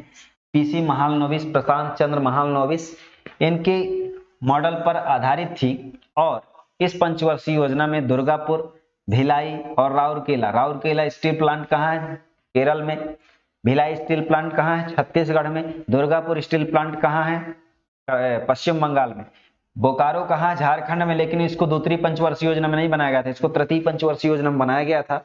इसलिए दुर्गापुर, भिलाई और राउरकेला ये द्वितीय पंचवर्षीय योजना में बनाए गए थे। द्वितीय पंचवर्षीय योजना का मुख्य फोकस क्या था? द्वितीय पंचवर्षीय योजना का मुख्य फोकस था इंडस्ट्रियल डेवलपमेंट, ठीक है, उद्योगों का विकास। इसमें भारी उद्योगों की स्थापना की गई। ये बड़े उद्योग थे, स्टील प्लांट, ठीक है, भाखड़ा नांगल बांध जैसे बड़ी बड़ी नदी घाटी परियोजनाएं भी, ठीक है। आगे बढ़ते हैं। इंदिरा आवास योजना, जवाहर रोजगार योजना में कौन सी पंचवर्षीय योजना में लागू की गई थी? बताइए। ये आवास योजना लोगों को आवास दो तो उनका सामाजिक आर्थिक विकास भी होगा। जवाहर रोजगार योजना लोगों को रोजगार देने के लिए लाई गई थी। कौन सी पंचवर्षीय योजना में? तो यह योजना आवास योजना 85-86 में थी और ये 1989 में थी। अब बताइए इस समयावधि में भारत में कौन सी पंचवर्षीय योजना चल रही थी? यह पंचवर्षीय योजना थी 1985 से 90, ठीक है। तो 1985 से 90 के बीच 7वीं पंचवर्षीय योजना चल रही थी। इसी योजना काल में यह योजनाएं लागू की गई। तो आपको ध्यान रखना है, बहुत सारी प्रश्न ऐसे आते हैं जिसमें पूछ लिया जाता है। जैसे मान लीजिए आ जाएगा 2009 में जो आरटीई कानून लाया गया था, राइट टू एजुकेशन एक्ट, 2005 में लाया गया था आरटीआई एक्ट, ये किस पंचवर्षीय योजना में लाया गया था? तो उसको आपको ध्यान रखना पड़ेगा, उस समय का कार्यकाल किस पंचवर्षीय योजना का था, ठीक है। आगे बढ़ते हैं। Poverty and un-British rule in India, इस पुस्तक को किसके द्वारा लिखा गया है? दोस्तों ऐसे बहुत सारे प्रश्न आएंगे जो पूछा जाएगा कि इनके लेखक कौन है। तो ऐसी पुस्तकें आती हैं अक्सर पेपर में जो जिनका बहुत बड़ा ऐतिहासिक आर्थिक महत्व भी होता है। इकोनॉमिक्स की दृष्टि से यहाँ देखें, poverty and un-British rule in India, ये पुस्तक लिखा है श्री दादा भाई नौरोजी जी ने। और हमने इनको बताया था भारत के राजनीति के भीष्म पितामह कहा जाता है इन्होंने इनको। और इन्होंने भारतीय राष्ट्रीय कांग्रेस की अधिवेशन की अध्यक्षता भी की थी 3 बार, ठीक है। तो इन्होंने इस पुस्तक को लिखा था। इसी में उन्होंने इंग्लैंड डेब्ट टू इंडिया नामक एक पत्र प्रकाशित किया था जिसमें धन के बहिर्गमन का सिद्धांत इन्होंने दिया था। तो दादा भाई नौरोजी की यह पुस्तक है, ध्यान रखेंगे। आगे बढ़ते हैं। किसी अर्थव्यवस्था में निम्नलिखित में से किसी एक माप को गिनी गुणांक अथवा गिनी अनुपात में संबंधित किया जा सकता है? तो बताइए इकोनॉमिक्स में गिनी गुणांक क्या होता है? बहुत इंपॉर्टेंट प्रश्न है आपके लिए, चाहे एमपीपीएससी प्रीलिम्स हो, मेंस हो या अन्य व्यापम एग्जाम में हो, ठीक है। सभी वनडे एग्जाम के लिए राष्ट्र में जो भी परीक्षाएं हो रही हैं सब में इकोनॉमिक्स के क्षेत्र में ऐसे तथ्य आएंगे ही आएंगे और आपको ध्यान रखना पड़ेगा, तब आपसे आंसर सही इसका बन जाएगा। तो अर्थव्यवस्था में जो गिनी गुणांक है, गिनी गुणांक गिनी के नाम से स्थापित किया गया एक सूत्र था। और इसके द्वारा क्या बताया जाता था? इसके द्वारा बताया जाता था आय की असमानता, मतलब लोगों में कितना आय की विषमता है इसको बताने के लिए उन्होंने एक रेशियो दिया था, एक सूत्र दिया था, एक गिनी गुणांक कहा जाता है उसको, ठीक है। तो आय की असमानता दर्शाने के लिए दिया गया था। बस याद रखने का इतना आपको याद रखना है कि आय की असमता को दिखाने के लिए कितने लोगों के पास आय की विषमता ज्यादा है, और जिस देश में ज्यादा होगी वो तो आय विषमता वाला देश कहलाएगा, पिछड़ा देश कहलाएगा, अल्प विकसित कहलाएगा, ठीक है। तो गिनी गुणांक उसको कहते हैं। आगे बढ़ते हैं। सुरेश तेंदुलकर कमेटी, सुरेश तेंदुलकर अर्थशास्त्री रहे। इन्होंने इस कमेटी की अध्यक्षता की। इस कमेटी का गठन तत्कालीन सरकार ने 2004 में किया था। ठीक है, गठन कब किया था? 2004 में। और रिपोर्ट कब दी?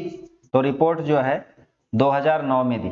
ठीक है, रिपोर्ट कब दी? 2009 में। तो सुरेश तेंदुलकर कमेटी जो गठित हुई थी, ये निर्धनता के उन्मूलन के लिए सिफारिश देने के लिए, किसके लिए गठित की गई थी?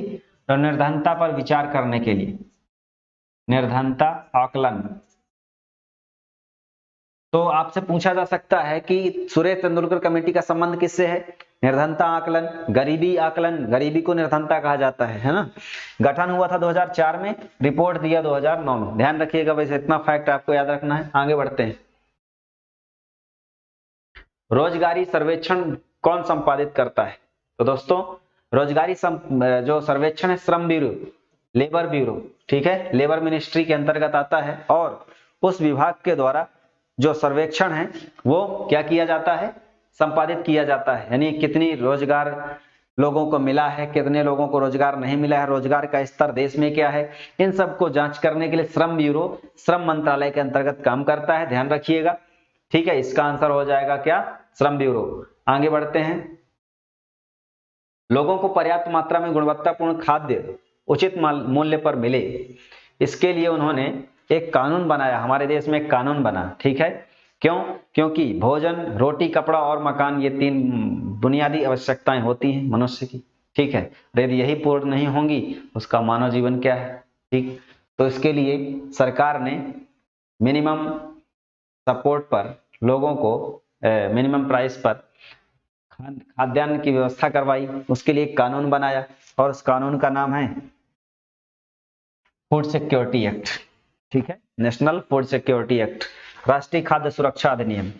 इसके अंतर्गत आज यानी कोरोना के पहले भी 2 रुपए में जो है गेहूं और 3 रुपए में चावल दिया जाता था। मध्य प्रदेश सरकार ने उसको कम करके 1 रुपए में देना शुरू कर दिया। मध्य प्रदेश सरकार ने भी सब्सिडी देना शुरू कर दिया। लेकिन अभी प्रधानमंत्री जी ने कोरोना के समय प्रधानमंत्री गरीब कल्याण अन्न योजना प्रारंभ की थी, जिसके अंतर्गत जो 5 किलो खाद्यान्न था वो निःशुल्क उपलब्ध कराया जा रहा था प्रति व्यक्ति। वह आज भी चालू है। ठीक है, वह योजना आज भी चालू है।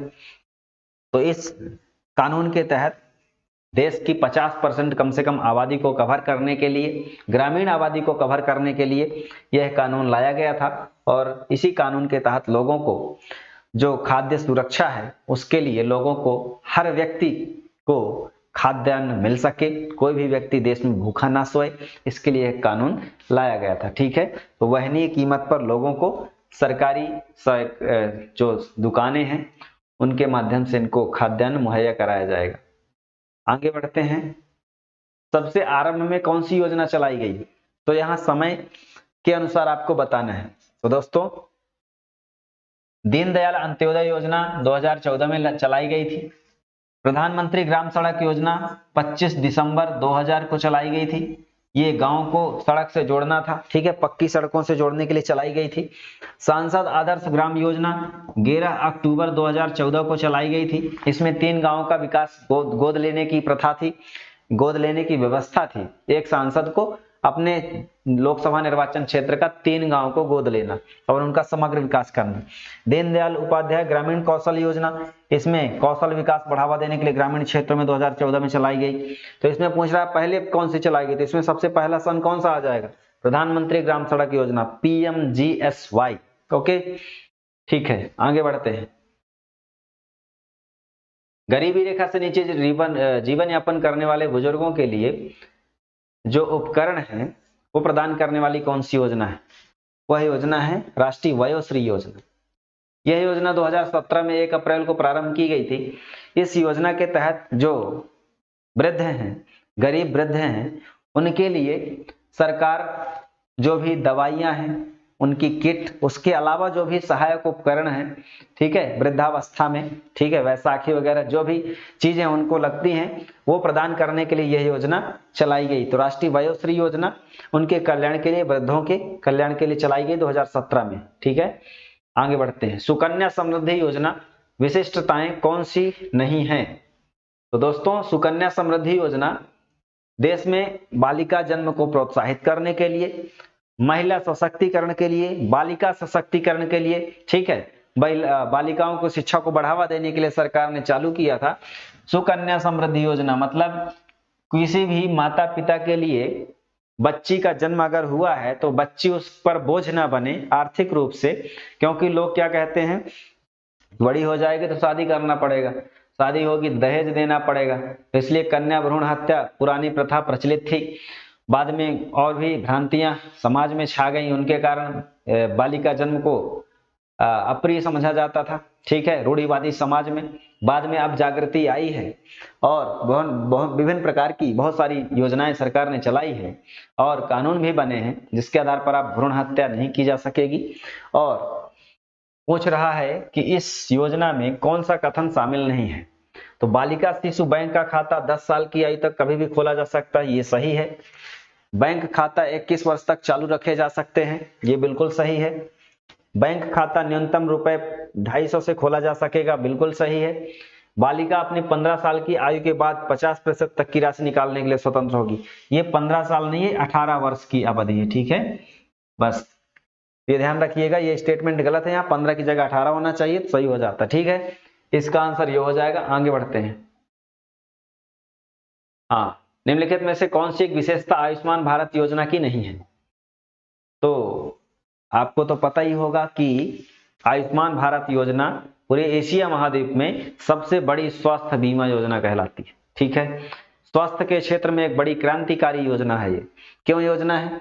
क्योंकि इसमें परिवार के आकार और आय पर कोई उच्चतम कैप नहीं है, अस्पताल में भर्ती करने से पहले और बाद में खर्चे में इस योजना में सम्मिलित हैं, ठीक है। और प्रति चिकित्सालय आश्रय के लिए एक निश्चित परिवहन भत्ता भी लाभार्थी को दिया जाता है। यह योजना प्रति परिवार ₹10 लाख का लाभ आवरण प्रदान करती है। कौन सा कथन नहीं है सही? तो परिवार के आकार और आय पर कोई बंधन नहीं है, ठीक है। सभी पात्र परिवार जो सामाजिक आर्थिक जनगणना 2011 में पात्र हैं उनको इस कार्ड को प्रदान किया जाता है, आयुष्मान कार्ड, और उनको सरकारी अस्पताल प्राइवेट जो भी इस योजना के तहत लिस्टेड हैं वहां जाकर निःशुल्क इलाज कराने की सुविधा है, ठीक है। प्रति चिकित्सालय आश्रय के लिए एक निश्चित परिवहन लाभार्थी को दिया जाता है। यहाँ जो है ये 5 लाख रुपए है, कितना है? 5 लाख रुपए, ठीक है। इसकी जगह क्या हो जाएगा? 5। बाकी सही है, सभी स्टेटमेंट सही है। ये योजना 23 सितंबर सन 2018 को चलाई गई थी और इसी के अंतर्गत प्रधानमंत्री जन आरोग्य योजना, प्रधानमंत्री जन औषधि केंद्र खोले गए हैं जहां से जेनेरिक दवाएं फ्री में या बहुत कम दाम पर मिल रही हैं। बाहर मार्केट में दुकानें भी हैं जन औषधि केंद्र। हर सरकारी हॉस्पिटल में जन औषधि केंद्र खोला गया है जहां से निःशुल्क दवाइयां मिल सकती हैं। इसके लिए और भी बहुत सारी सरकार की योजनाएं चल रही हैं जिसके द्वारा आप फ्री में जो है दवाइयां ले सकते हैं, है ना। आगे बढ़ते हैं। भारत सरकार की एक पहल स्वयं का लक्ष्य क्या है? बताएं क्या होता है लक्ष्य? स्टडी वेव्स ऑफ जो analytical young and active aspiring minds, इस नाम से एक पोर्टल लॉन्च किया गया भारत सरकार द्वारा जिसके अंतर्गत नागरिकों को वहन करने योग्य गुणवत्ता वाली शिक्षा निःशुल्क उपलब्ध कराने के लिए यहाँ पाठ्यक्रम और मटेरियल,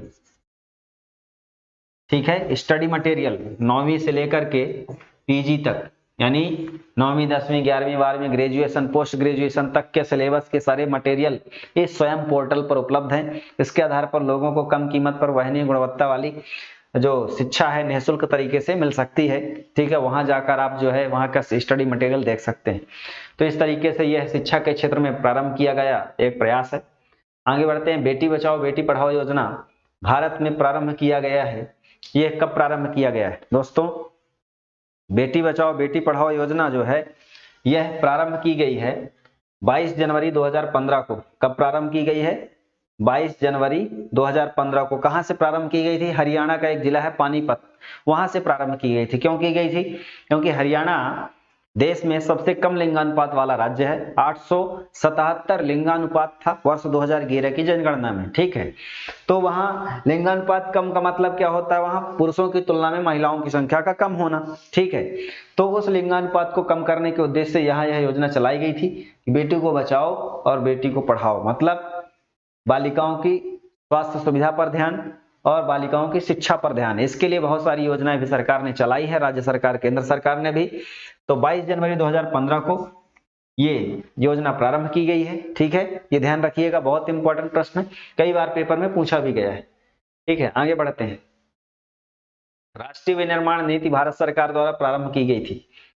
तो बताइए, विनिर्माण नीति मतलब क्या होता है? देश में मैन्युफैक्चरिंग को बढ़ावा देने के लिए, दुनिया में भारत को विकास का हब बनाने के लिए, निर्माण का हब बनाने के लिए, फैक्ट्रियों को प्रोत्साहन देने के लिए, निवेश को बढ़ावा देने के लिए यह जो नीति है यह लाई गई थी सन 2011 में।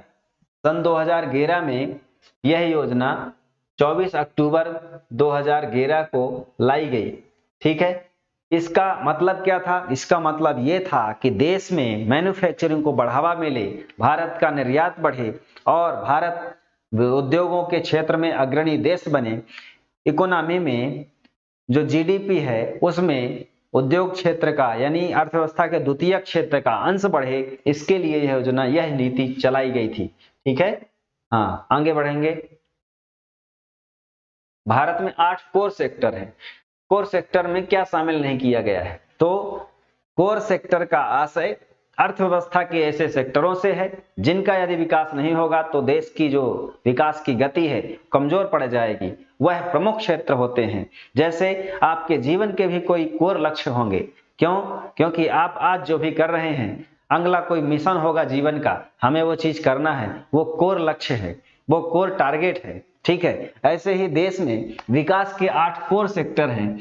उस कोर सेक्टर के द्वारा हमारे देश का विकास निर्धारित होता है। यदि वो शिथिल हो जाएंगे तो देश का विकास शिथिल हो जाएगा, ठीक है। तो यहां हम बात करेंगे कौन सा शामिल नहीं है। तो इसमें कौन सा शामिल है पहले वो बात कर लेते हैं। तो कोयला शामिल है, उर्वरक शामिल है, विद्युत शामिल है, इसके अलावा सीमेंट शामिल है, ठीक, प्राकृतिक गैस शामिल है, प्राकृतिक गैस। इसके अलावा क्या शामिल है? रिफाइनरी प्रोडक्ट, रिफाइनरी प्रोडक्ट, ठीक है।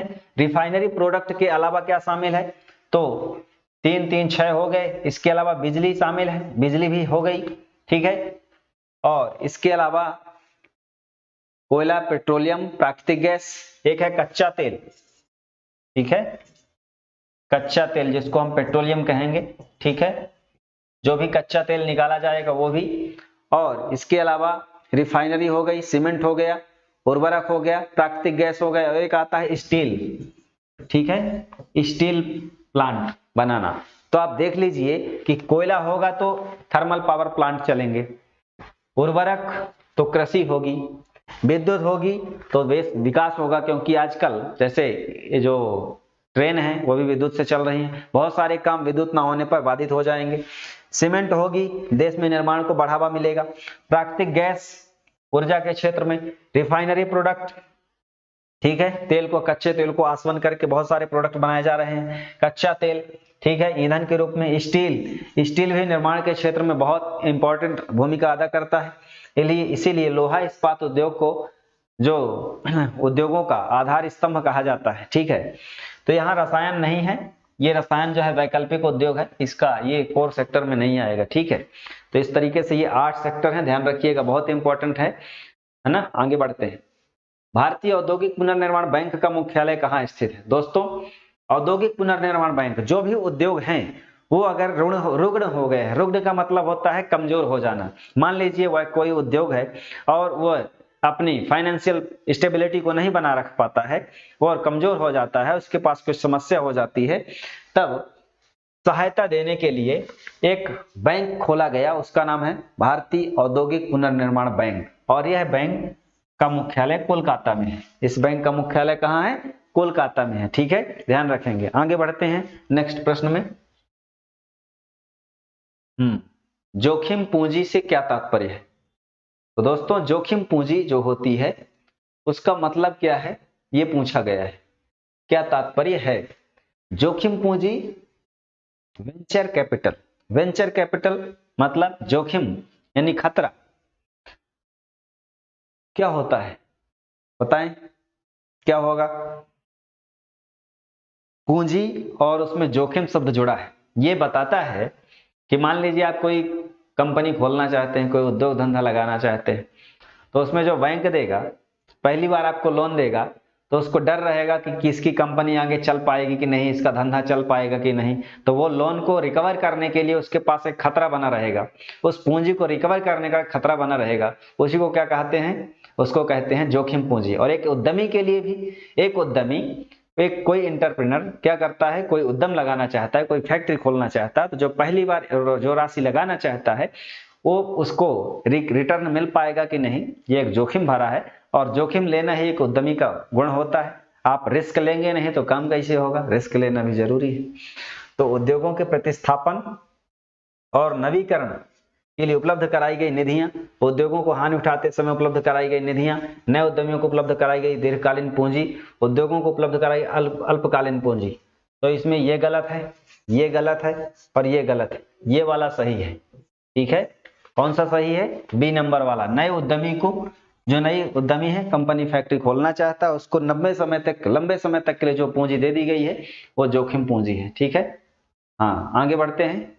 नरेगा, नरेगा योजना किस राज्य से शुरू की गई थी? नरेगा योजना कोविड-19 के काल में सारे उद्योग धंधे बंद हो गए थे, यही एक योजना थी जिसमें जॉब कार्ड धारी को रोजगार मिला।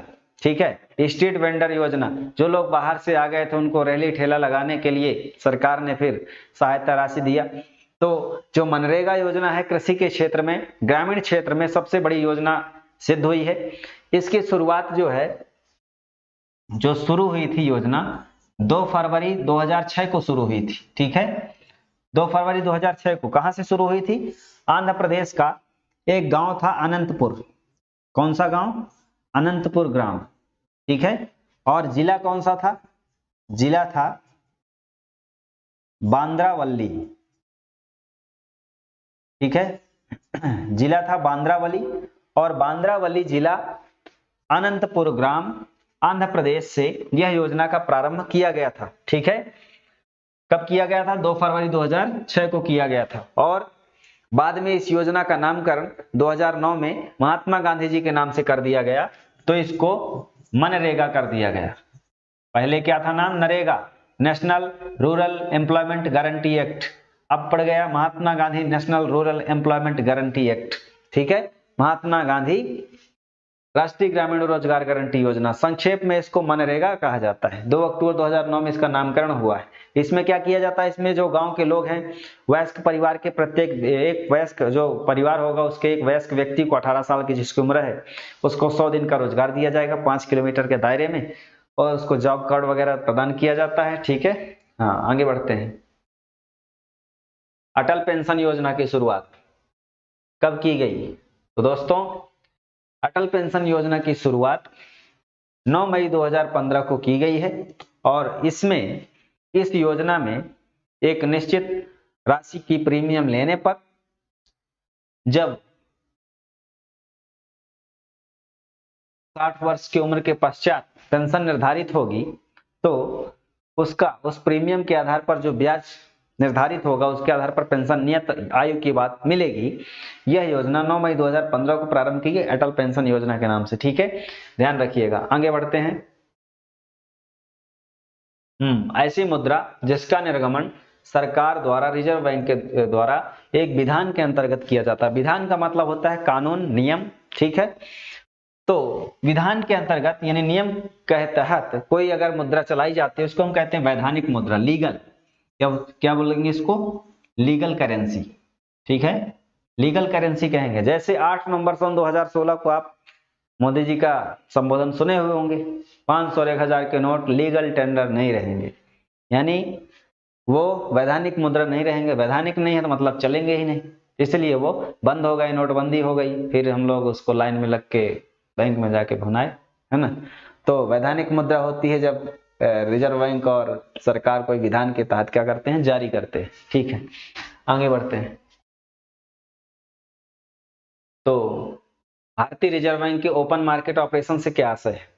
ओपन मार्केट ऑपरेशन क्या होता है कि सिक्योरिटीज में व्यापार करना। सिक्योरिटीज का व्यापार करने का मतलब जो भी सरकार के पास बैंक के पास प्रतिभूतियां हैं, जो भी पेपर शेयर हैं, उनके माध्यम से सोना वगैरह जो भी है उसके माध्यम से व्यापार करना, मतलब ओपन मार्केट करना। जब ये कब करता है बैंक? ये तब करता है जब तरलता समायोजन करने के लिए। तरलता समायोजन कब क्या होता है? ये दो प्रकार से होता है। एक होता है अवशोषण और एक होता है वितरण या विक्रय। ये क्या होता है? मान लीजिए देश में लोगों के पास बहुत ज्यादा पैसा हो गया, ठीक है, बहुत ज्यादा पैसा हो गया तो क्या होगा? महंगाई बढ़ेगी, ठीक है, चीजें तो जितनी हैं उतनी ही रहेंगी, लेकिन आपके पास 100 रुपए है, आप उस चीज को खरीदना चाहते हैं, दूसरे के पास 200 रुपए है, वो उस चीज को खरीद लेगा 200 रुपए में। अब उस चीज की महंगाई बढ़ गई। तो जब लोगों के पास ज्यादा पैसा हो जाता है तो उसको कंट्रोल करने के लिए, बाजार से मुद्रा का प्रवाह कम करने के लिए, उसको अवशोषित करने के लिए सरकार क्या करती है? सरकार जो है अवशोषण की, तरलता अवशोषण की नीति अपनाती है। और इसके तहत क्या करती है? इसके तहत वो लोगों को जो है ब्याज दर बढ़ा देती है, और ब्याज दर जब बढ़ा देती है तो लोन लेना लोग बंद कर देते हैं। सिक्योरिटीज का विक्रय करती है सरकार, उसके माध्यम से पैसा ग्रहण कर लिया जाता है, ठीक है, लेकिन सिक्योरिटीज बेच करके पैसा ग्रहण कर लिया जाता है। दो तरीके, एक बैंक में मुद्रा की जो ब्याज की दर है बढ़ा दी जाएगी तो लोग जो है बैंक में पैसा रखना ज्यादा पसंद करेंगे और उपयोग नहीं करेंगे, ठीक, लोगों को लोन लेना भी कठिन हो जाएगा। और जब लोगों के पास पैसा नहीं होता, मंदी चलती है, लोग खरीद ही नहीं सकते, पैसा ही नहीं है, तब क्या करेगी? तब बैंक जो है बाजार से सिक्योरिटी का क्रय करेगा और मुद्रा को रिलीज करेगा, लोन देगा बहुत कम कीमत पे, कम ब्याज दर में, बहुत सारे लोग लोन लेंगे, फिर खरीदेंगे वस्तुओं को, इस तरीके से इकोनॉमी चलेगी। तो ये जो है सिक्योरिटीज का क्रय विक्रय करना, उसका व्यापार करना, ये क्या कहलाता है? रिजर्व बैंक का ओपन मार्केट ऑपरेशन, OMO इसको कहते हैं, ठीक है। आगे बढ़ते हैं। मध्याह्न कार्यक्रम, मध्याह्न भोजन कार्यक्रम था एक, मिड डे मील, ठीक है, MDM इसको कहा जाता है। अब इसको राष्ट्रीय पोषण मिशन या प्रधानमंत्री भोजन मिशन कहा जाता है। इसमें 15 अगस्त 1995 को इस कार्यक्रम की शुरुआत की गई थी। इस कार्यक्रम में अपर प्राइमरी के बच्चों को, यानी कक्षा 6, 7, 8 को भी जोड़ दिया गया था। सन 2007 में ये पूछ रहा है। 15 अगस्त 1995 को प्राइमरी स्कूल के लिए वो खोली गई 5वीं तक को, और 2007 में 8वीं तक के स्टूडेंट को, यानी अपर प्राइमरी को भी जोड़ दिया गया था, ठीक है। आगे बढ़ते हैं। 1996 में विनिवेश के मुद्दे पर समीक्षा, सुझाव, विनियमन के लिए विनिवेश कमीशन का गठन किया गया था। इसके पहले अध्यक्ष जीवी रामकृष्ण थे, ठीक है। तो विनिवेश क्या होता है? विनिवेश ऐसा सिस्टम है, ऐसी प्रक्रिया है जब सरकार, जो भी सरकारी कंपनी है, उसमें अपना हिस्सा कम करके निजी क्षेत्र को बढ़ा देती है, निजी क्षेत्र को उसमें जोड़ देती है, उसको हम कहते हैं विनिवेश, डिसइन्वेस्टमेंट कहते हैं, ठीक है। इसके लिए सुझाव देने के लिए 1996 में जीवी रामकृष्ण की अध्यक्षता में कमेटी गठित हुई थी, उनका नाम यह है। आगे बढ़ते हैं। हाँ, वह आयोग कौन सा है जिसे केंद्रीय बैंक के रूप में दर्जा देने की बात सर्वप्रथम किया था? तो वह हिल्टन यंग कमीशन था। इसने 1926 में सिफारिश की थी कि देश में एक केंद्रीय बैंक होना चाहिए और वह बैंकों का बैंक होना चाहिए, सरकार का बैंक होना चाहिए। और उस सिफारिश को करने वाला जो विद्वान या आयोग था, उसका नाम था हिल्टन यंग कमीशन, ठीक है। अंग्रेजों के काल में हुआ था, इसीलिए बाद में 1935 में रिजर्व बैंक का गठन हुआ था। हाँ, आगे आता है ग्रामोदय से भारत उदय अभियान। दोस्तों, ग्रामोदय से भारत उदय अभियान जो है, यह योजना शुरू की गई थी 14 से 24 अप्रैल 2016 को, ठीक है। ये 14 अप्रैल डॉक्टर भीमराव अंबेडकर जी का जन्मदिन होता है, और उस 14 से 24 अप्रैल के बीच पंचायतों का समग्र विकास करने के लिए, पंचायतों के उत्थान की बात करने के लिए यह कार्यक्रम 2016 में चलाया गया था, ठीक है, केंद्र सरकार के द्वारा, ध्यान रखिएगा। आगे बढ़ते हैं। हाँ, ये बोला गया है। वित्तीय समावेशन का क्या तात्पर्य है दोस्तों? वित्तीय समावेशन का मतलब होता है सब तक वित्तीय सेवाओं की पहुंच होना। वित्तीय सेवाओं की पहुंच होना सभी तक, इसका मतलब सभी के पास बैंक खाता हो, सभी को लोन मिल सके और सभी को सब्सिडी का लाभ मिल सके, उनके बैंक खातों में सब्सिडी रिसाव ना हो, भ्रष्टाचार ना हो। इसको कंट्रोल करने के लिए, वित्तीय समावेशन के लिए सरकार ने एक योजना भी लाई थी, उसका नाम प्रधानमंत्री जन धन योजना। लोगों को जीरो बैलेंस पर खाता खोलने के लिए जगह जगह शिविर भी लगाए गए थे। तो ये आ गया वित्तीय समावेशन का मतलब है। ठीक है, आगे बढ़ते हैं। भारतीय यूनिट ट्रस्ट की स्थापना का मुख्य उद्देश्य क्या था? यूनिट ट्रस्ट क्या होता है? यूनिट ट्रस्ट एक प्रकार का म्यूचुअल फंड था और इसके द्वारा क्या किया गया था? लोगों को अपनी छोटी छोटी बचत बढ़ाने के लिए, शेयर लगाने के लिए, कोई नया उद्यम स्थापित करने के लिए प्रेरणा दी गई थी। ठीक है, तो ये औद्योगिक उद्यमों को वित्तीय सहायता प्रदान करने के लिए प्रारंभ किया गया था, ध्यान रखिएगा। आगे बढ़ते हैं। इरडा नियमन किसका करती है? इरडा का फुल फॉर्म होता है insurance regulatory development authority. Insurance का मतलब बीमा, तो ये बीमा कंपनियों का नियंत्रण नियमन करने वाली एक प्राधिकरण संस्था है। ठीक है, आगे बढ़ते हैं। निम्न में से एक भारतीय मौद्रिक नीति के बारे में निर्णय कौन लेता है?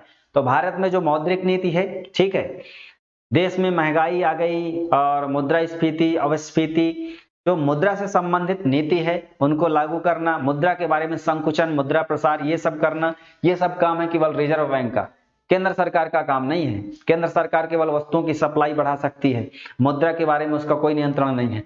तो भारतीय रिजर्व बैंक इसके बारे में, मुद्रा नीति के बारे में निर्धारण करता है। और इसमें पूछा गया है कालक्रम के आधार पर विन्यास बताएं।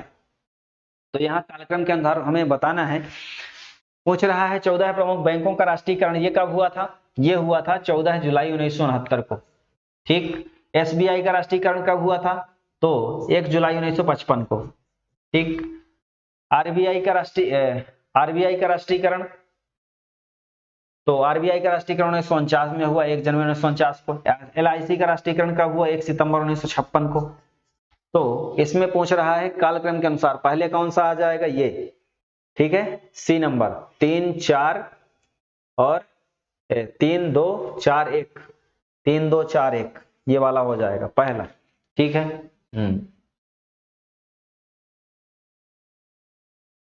नई व्यवसाय की शुरुआत करने की जुटाई गई पूंजी को क्या कहते हैं?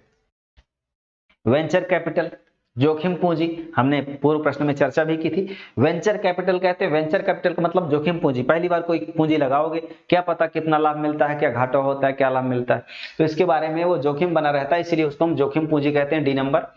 आरबीआई का कार्य नहीं है, क्या कार्य नहीं भाई? आरबीआई क्या काम नहीं करता? विदेशी विनिमय का नियंत्रण, बैंकों के बैंक के रूप में कार्य, आंकड़ों का संग्रहण, प्रकाशन, 1 करोड़ से अधिक का ऋण बड़ी कंपनियों को उपलब्ध कराना।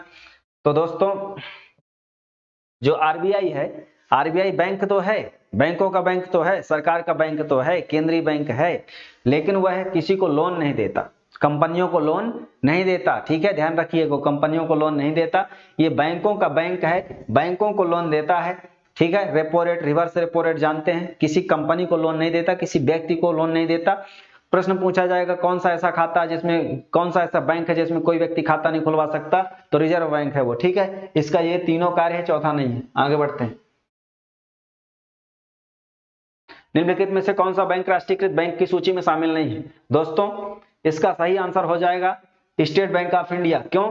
क्योंकि इसकी स्थापना 1955 में सरकारी बैंक के रूप में ही हुई थी, ये सरकार का बैंक था, शुरू से ही बैंक था, इसीलिए इसको राष्ट्रीयकृत करने की जरूरत नहीं है, इसलिए ये राष्ट्रीयकृत बैंकों की सूची में नहीं मिलेगा आपको। ये मिलेगा, लेकिन ये नहीं मिलेगा। ठीक है, आगे बढ़ते हैं। इसमें दिया गया है पंजीकृत विदेशी पोर्टफोलियो निवेशकों द्वारा, निवेशकों को जो स्वयं को सीधे पंजीकृत करना चाहता है, मतलब जो व्यक्ति बिना शेयर बाजार में रजिस्ट्रेशन कराए बिना शेयर बाजार का हिस्सा बनना चाहते हैं और बीएसई में, मतलब सेबी में, security and exchange board of India में पंजीकरण नहीं कराना चाहते हैं, उसके लिए पार्टिसिपेटरी नोट्स एक वचन पत्र है, उसके आधार पर उनको अपना व्यापार करने की अनुमति दी जा सकती है। तो पी नोट्स उसको कहते हैं, पार्टिसिपेटरी नोट्स कहते हैं। इसका आंसर ये होगा। आगे बढ़ते हैं। राजीव गांधी इक्विटी योजना की शुरुआत कब हुई थी? राजीव गांधी इक्विटी योजना की शुरुआत सन 2012 में हुई थी। कब हुई थी? सन 2012 में की गई थी, ध्यान रखिएगा।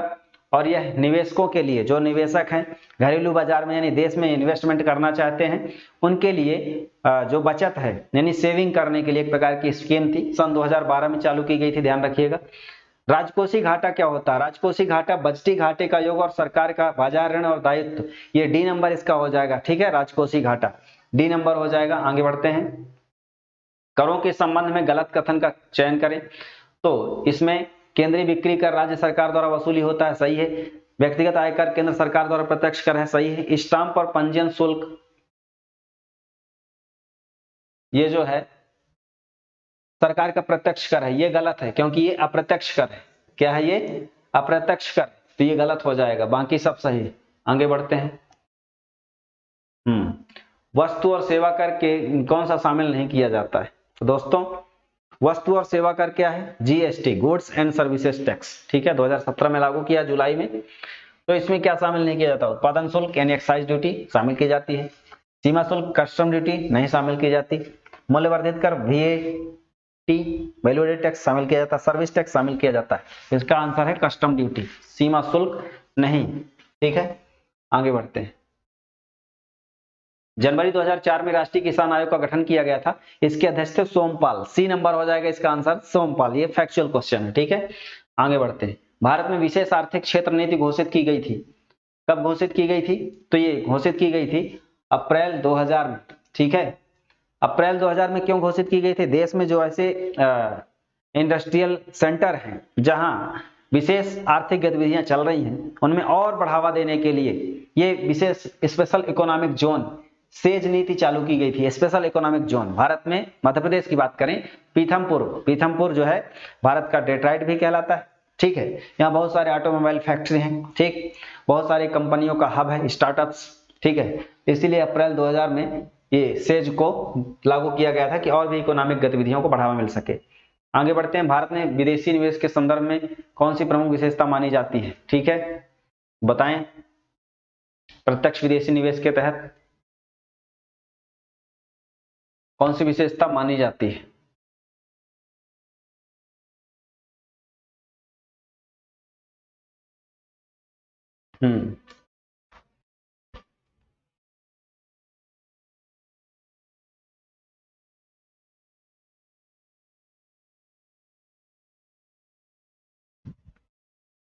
ये सही है। यह मुख्यतः ऋण सृजित न करने वाला पूंजी प्रवाह है। क्यों? क्योंकि यह हिस्सेदारी करता है, न कि मूल्य सृजित करता है, ठीक है। कोई भी कंपनी में अगर इन्वेस्टमेंट कर रहा है तो उसकी हिस्सेदारी लेगा, शेयर लेगा, न कि ऋण देगा, ठीक। बी नंबर सही हो जाएगा। आगे बढ़ते हैं। ई ब्रिज पोर्टल क्या होता है?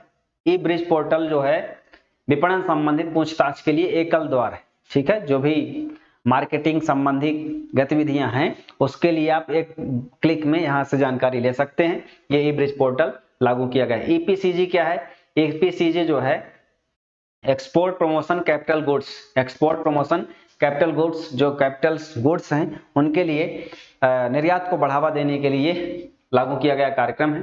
अंतरराष्ट्रीय पुनर्संरचना और विकास का मुख्यालय कहाँ स्थित है? दोस्तों ये अंतरराष्ट्रीय पुनर्संरचना और विकास बैंक, इसका मुख्यालय वाशिंगटन डीसी में है, आईडी, ठीक है, और आईबी ऐसे नाम है इसका। तो अंतरराष्ट्रीय आईबीआरडी इसका नाम है, ठीक है,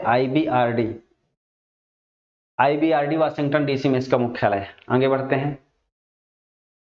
विश्व बैंक की इकाई द्वारा ऋण प्रदान किया जाता, उदार ऋण प्रदान किया जाता। उदार ऋण क्या होता है भाई? उदार ऋण का मतलब होता है जो विकासशील देश हैं उनको कम कीमत पर, कम ब्याज दर पर ऋण दे दो, वो विकास करें अपना, है ना। तो ये जो है कहा जाता है अंतरराष्ट्रीय विकास परिषद को, आईडीए को, ठीक है, इसको कहा जाता है। आगे बढ़ते हैं। अंतरराष्ट्रीय वित्त निगम की स्थापना कब की गई थी? दोस्तों अंतरराष्ट्रीय वित्त निगम की स्थापना 1956 में की गई थी, है ना, 1956 में की गई थी अंतरराष्ट्रीय वित्त निगम की स्थापना। आगे बढ़ते हैं। अंतरराष्ट्रीय मुद्रा कोष द्वारा जारी क्या कहलाता है? तो अंतरराष्ट्रीय मुद्रा कोष द्वारा जो जारी किया जाता है एसडीआर, यहाँ जो लिखा नहीं है इसकी जगह एसडीआर, स्पेशल ड्राइंग राइट्स, ये कागजी स्वर्ण होता है एक प्रकार से। 1969 में लागू किया गया था और इसी में लोगों को अपना जो धन का व्यवहार है वो करना होता है कागजी स्वर्ण में, ठीक है। ये एक प्रकार से उसके द्वारा प्रयोग किया गया तरीका है आईएमएफ का। आगे बढ़ते हैं, विश्व व्यापार संगठन के विषय में क्या सही नहीं है। तो इसमें जो स्टेटमेंट है वो पहला सही नहीं है, जो ये बताता है कि इसकी स्थापना 1965 में हुई। इसकी स्थापना 1995 में हुई थी, इसलिए ये स्टेटमेंट गलत हो जाएगा, बाकी सब सही है ना। आगे बढ़ेंगे, केंद्रीय सांख्यिकी कार्यालय का राष्ट्रीय प्रदेश सर्वेक्षण का विलय करके क्या किया गया है। दोस्तों ये संगठन का विलय की बात है, सरकार ने इनको आपस में विलय कर दिया है।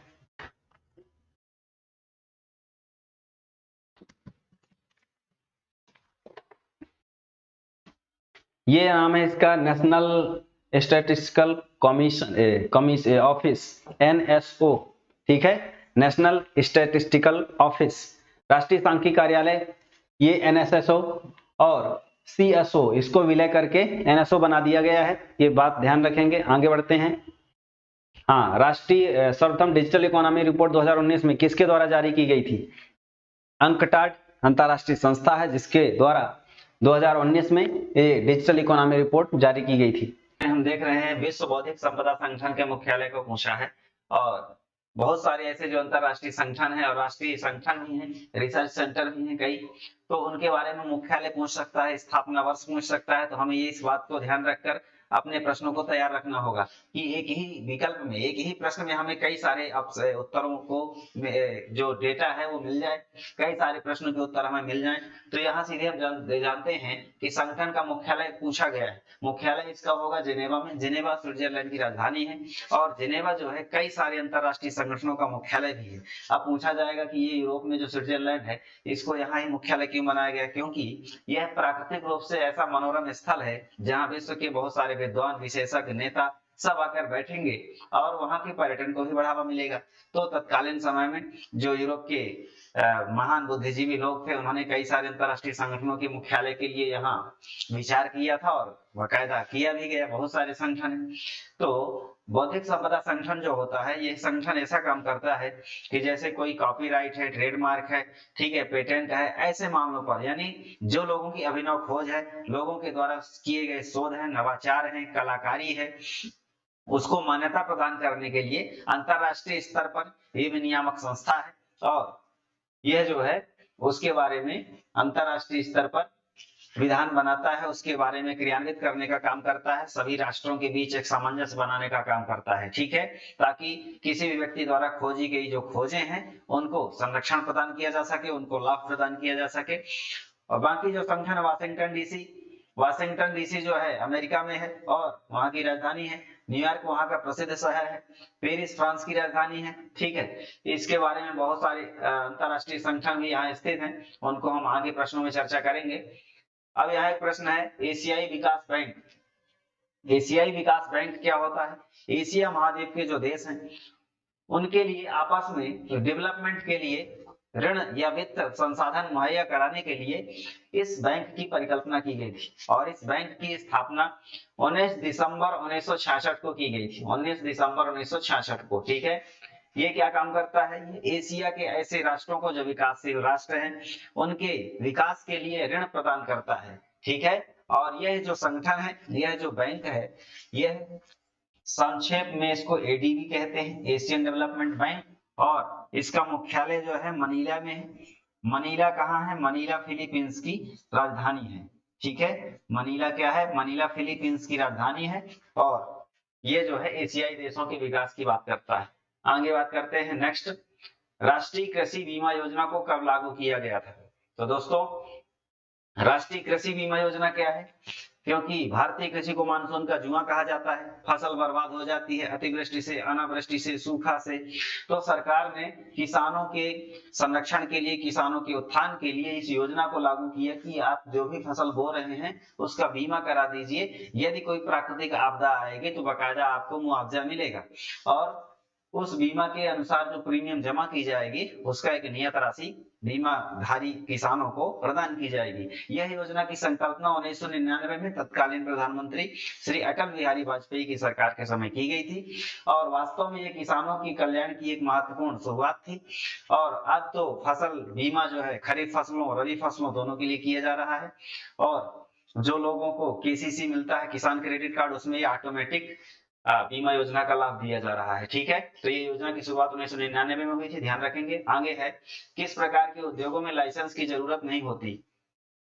तो दोस्तों जरूरत होती है, क्वेश्चन पूछा गया है किसकी आवश्यकता होती है? लाइसेंस के लिए। ठीक है, लाइसेंस क्या होता है? लाइसेंस एक प्रकार का सर्टिफिकेट होता है जिसमें उस व्यक्ति को उस उद्योग लगाने के लिए अधिकार प्रदान किया जाता है। ठीक है, शराब उद्योग, ठीक, ये सरकार के लिए आबकारी राजस्व का बहुत अच्छा स्रोत है, तो इसको जो भी उद्योग स्थापित करना चाहेगा उसको बकायदा लाइसेंस लेना पड़ेगा ताकि वह कर के दायरे में आ सके और अवैध व्यापार न कर सके। तंबाकू भी आबकारी विभाग के अंतर्गत है, इस पर भी लाइसेंस है। इलेक्ट्रॉनिक उद्योग, इलेक्ट्रॉनिक इंस्ट्रूमेंट जो बनाए जाएंगे उनका दुरुपयोग ना हो सके और जो भी बने उनका बकायदा एक डेटा हो, ठीक, उसके लिए इलेक्ट्रॉनिक उद्योगों को भी लेना पड़ेगा। डेटोनेटिंग फ्यूज, डेटोनेटिंग मतलब विस्फोटक, विस्फोटक फैक्ट्री बनाने के लिए, माचिस उद्योग के लिए, इन सभी उद्योगों के लिए हमें क्या जरूरत पड़ेगी? लाइसेंस की जरूरत पड़ेगी। तो ध्यान रखिएगा, ये लाइसेंस उद्योग के अंतर्गत आते हैं। ठीक है, आगे बात करते हैं। प्रसिद्ध पुस्तक वेल्थ ऑफ नेशंस और प्रिंसिपल ऑफ इकोनॉमिक्स के लेखक कौन है? तो दोस्तों, दुनिया के ऐसे महान अर्थशास्त्री जो विचारक हैं उनके बहुत प्रसिद्ध ग्रंथ हैं, कुछ रचनाएं हैं जिनके बारे में पूछा जा सकता है। वैसे ही एक पुस्तक है वेल्थ ऑफ नेशंस। यह पुस्तक वेल्थ ऑफ नेशंस के जो रचयिता हैं वो एडम स्मिथ हैं और एडम स्मिथ को अर्थशास्त्र का जनक भी कहा जाता है, फादर ऑफ इकोनॉमिक्स। और प्रिंसिपल ऑफ इकोनॉमिक्स, अर्थशास्त्र के सिद्धांत, यह सिद्धांत की जो पुस्तक है वो रचना रची है मार्शल ने। तो एडम स्मिथ और मार्शल, ये उनके लेखकों के नाम पूछा गया था, तो हमें ध्यान रखना चाहिए। वेल्थ ऑफ नेशंस वही पुस्तक है जिसमें उन्होंने अर्थशास्त्र के संबंध में पूंजीवादी अवधारणा को ही बताया था एडम स्मिथ ने, और प्रिंसिपल ऑफ इकोनॉमिक्स के बारे में मार्शल ने बताया कि इकोनॉमिक्स कैसा होता है, देश में कैसा संचार होता है, इकोनॉमिक्स कैसे डेवलप होती है। ठीक है, इसके बारे में उन्होंने आधारभूत सिद्धांतों को बताया। भारत की वर्तमान अर्थव्यवस्था का मूल्य क्या है? तो दोस्तों, मूल्य क्या होता है? मूल्य जो है अर्थव्यवस्था के आकार को बताता है, यानी हमारी अर्थव्यवस्था का मूल्य मतलब जीडीपी का मूल्य। हमारी जीडीपी कितनी है? जीडीपी का मतलब क्या होता है? Gross domestic product. इसका मतलब होता है एक वित्तीय वर्ष में देश के भौगोलिक सीमा के अंदर उत्पादित वस्तु और सेवाओं का टोटल मौद्रिक मूल्य क्या होता है, वही है जीडीपी। इसी के आधार पर हमारी राष्ट्रीय आय का परिकलन होता है। तो पूछ रहा है वर्तमान मूल्य क्या है? तो यह है $3 ट्रिलियन। 3 ट्रिलियन अमेरिकी डॉलर। ट्रिलियन क्या होता है? ट्रिलियन होता है खरब।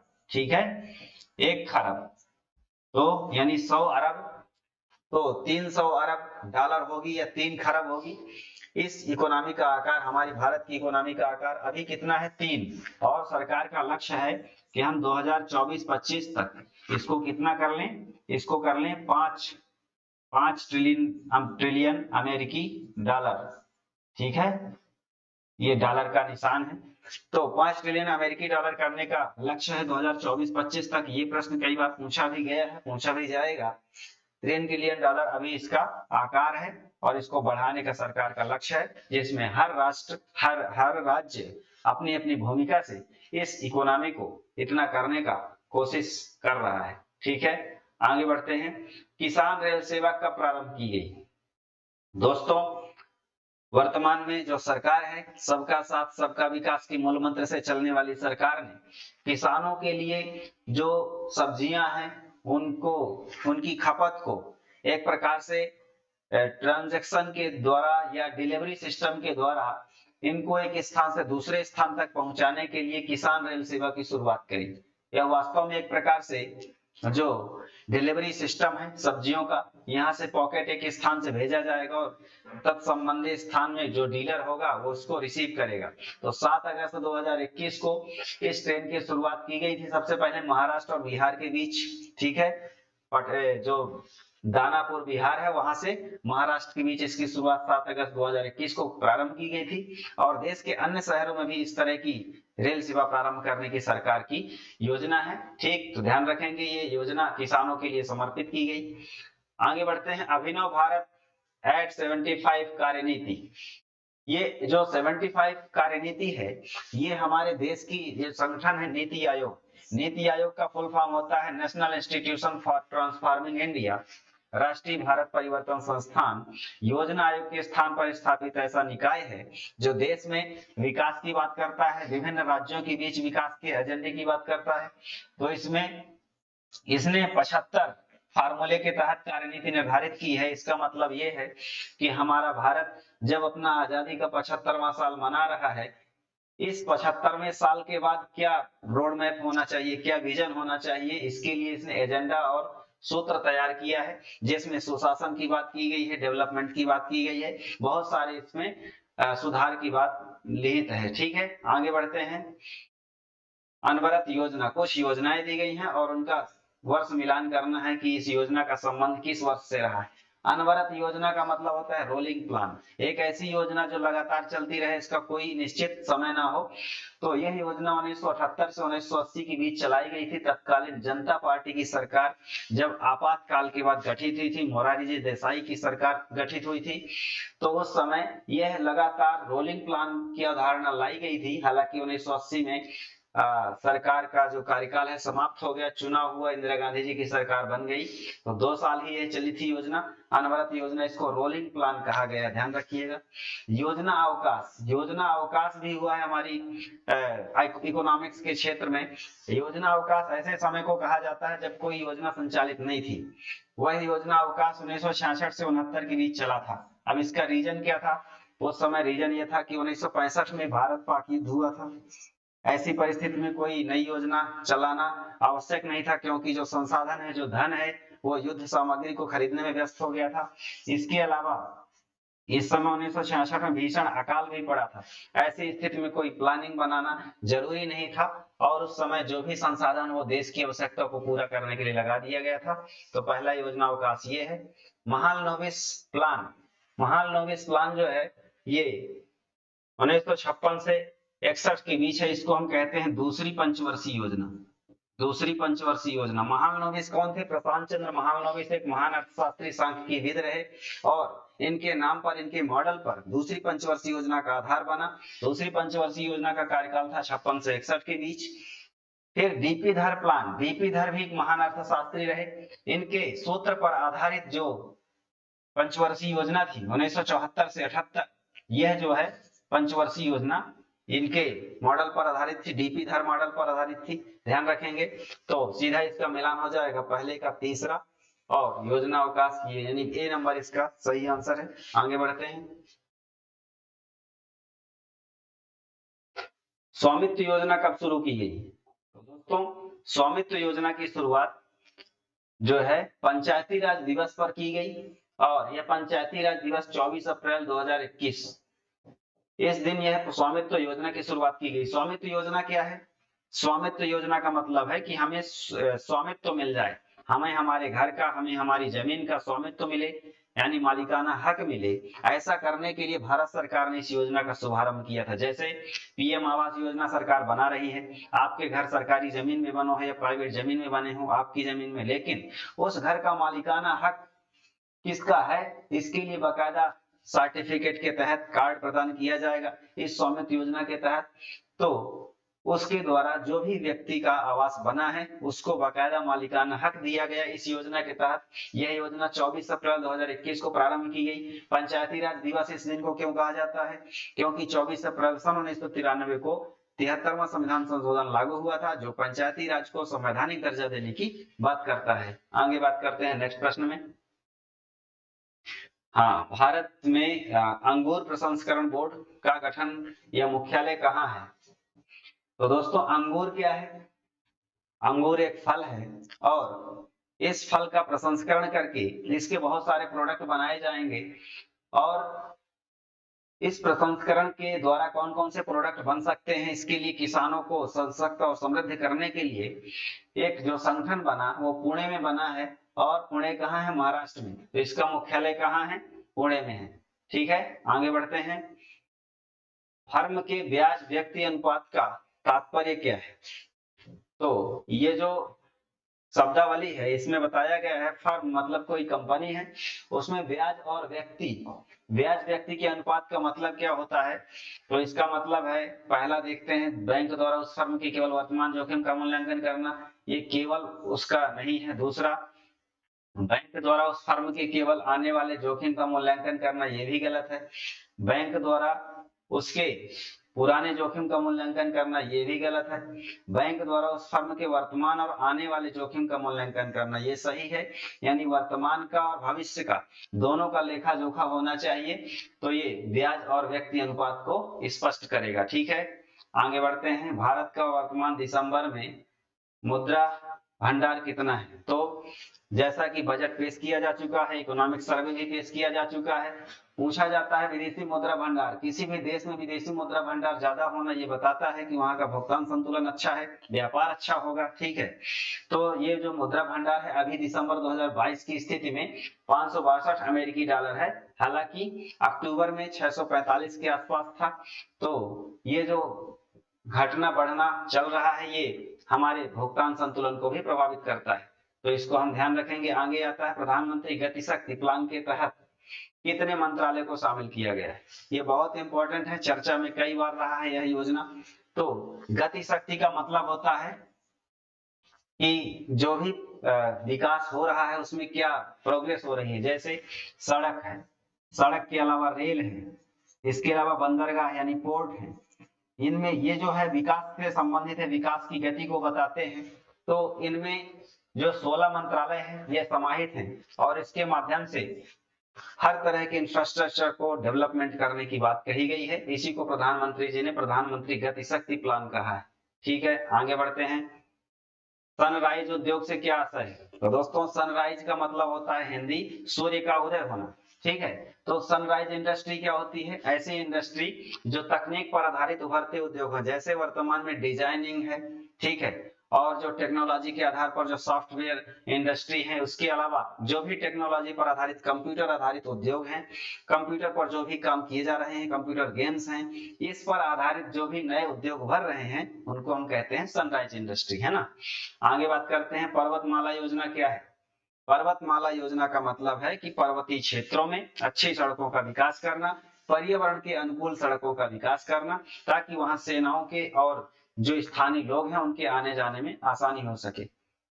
बजट 2022-23 के इस वर्ष को अंतरराष्ट्रीय बाजरा वर्ष के रूप में घोषित किया है। यह प्रश्न एमपीपीएससी 2021 में प्रीलिम्स में पूछा भी गया था।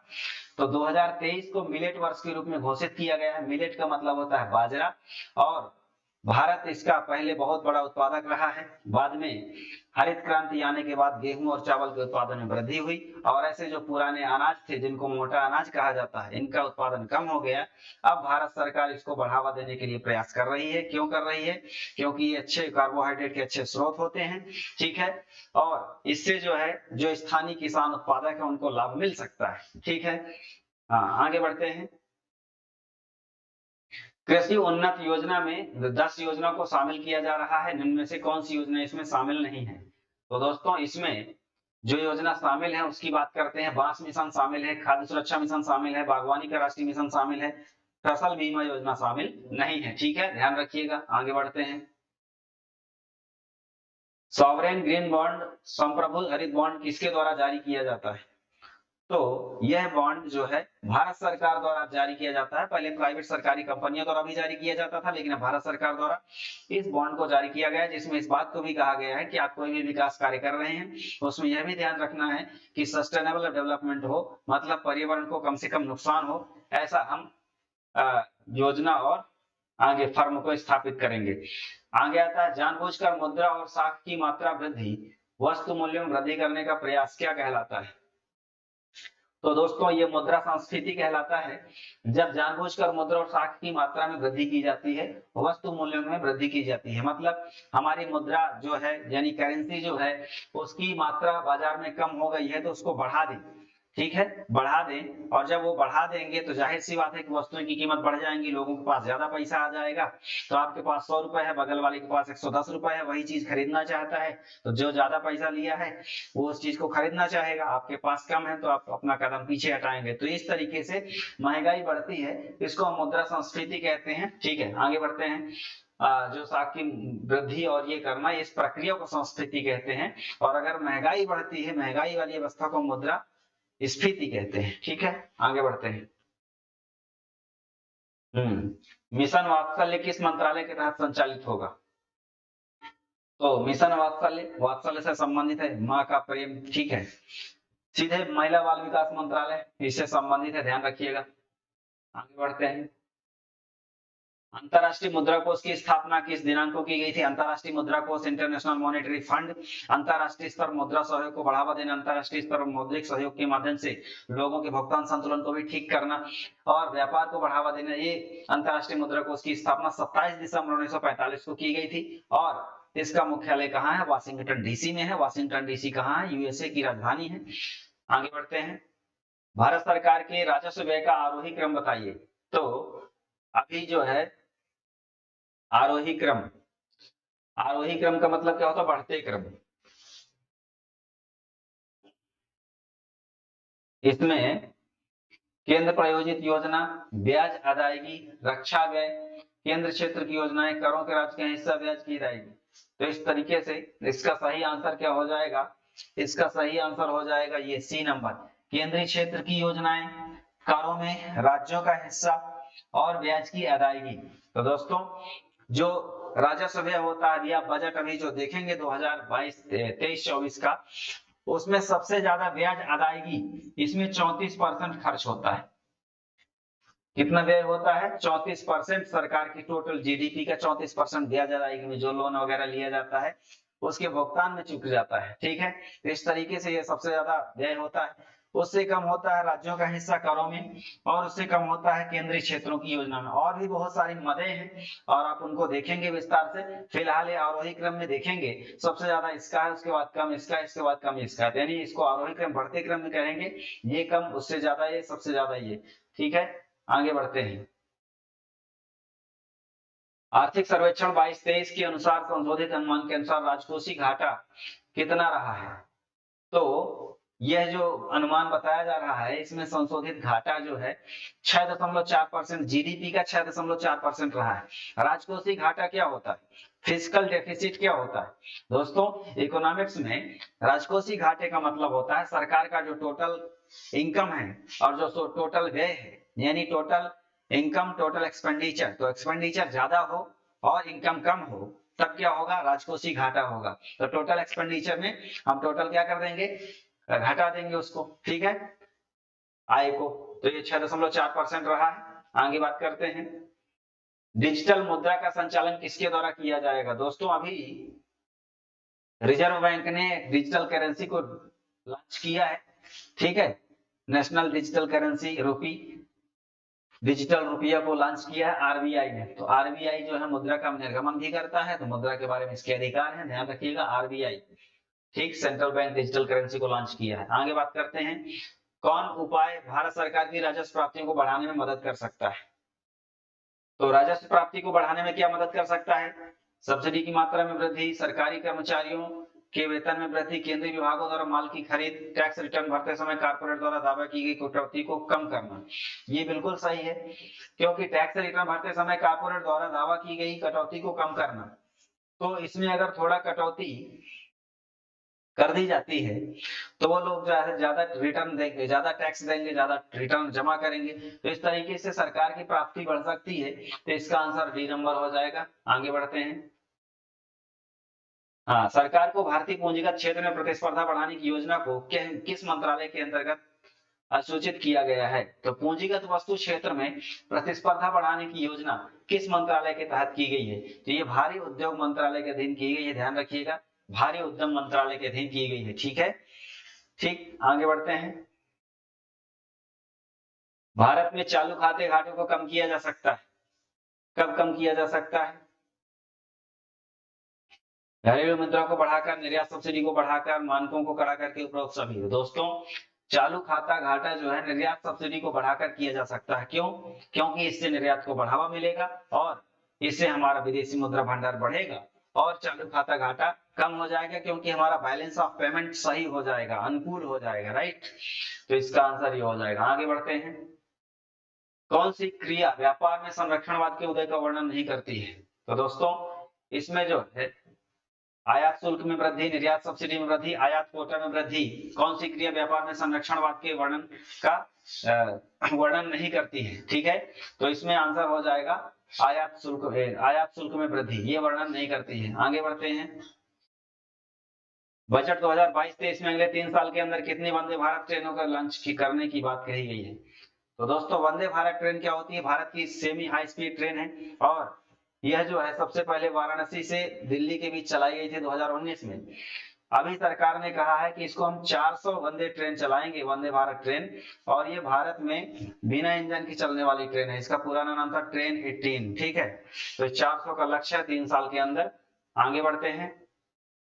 ग्लोबल जेंडर गैप इंडेक्स में किसके द्वारा जारी किया जाता है? तो दोस्तों ये दुनिया भर में जो महिलाएं हैं पुरुष की तुलना में कितना कमजोर हैं, उनमें कितनी असमानताएं, कितना कम विकास हुआ है, इसको जांचने के लिए वर्ल्ड इकोनॉमिक फोरम इस आंकड़े को जारी करता है। 146 देशों में 135वां स्थान है अभी 2022 में भारत का, ठीक है।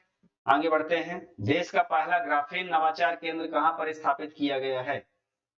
तो ग्राफीन नवाचार केंद्र जो है ये केरल में त्रिशूर में इसका प्लांट स्थापित किया गया है।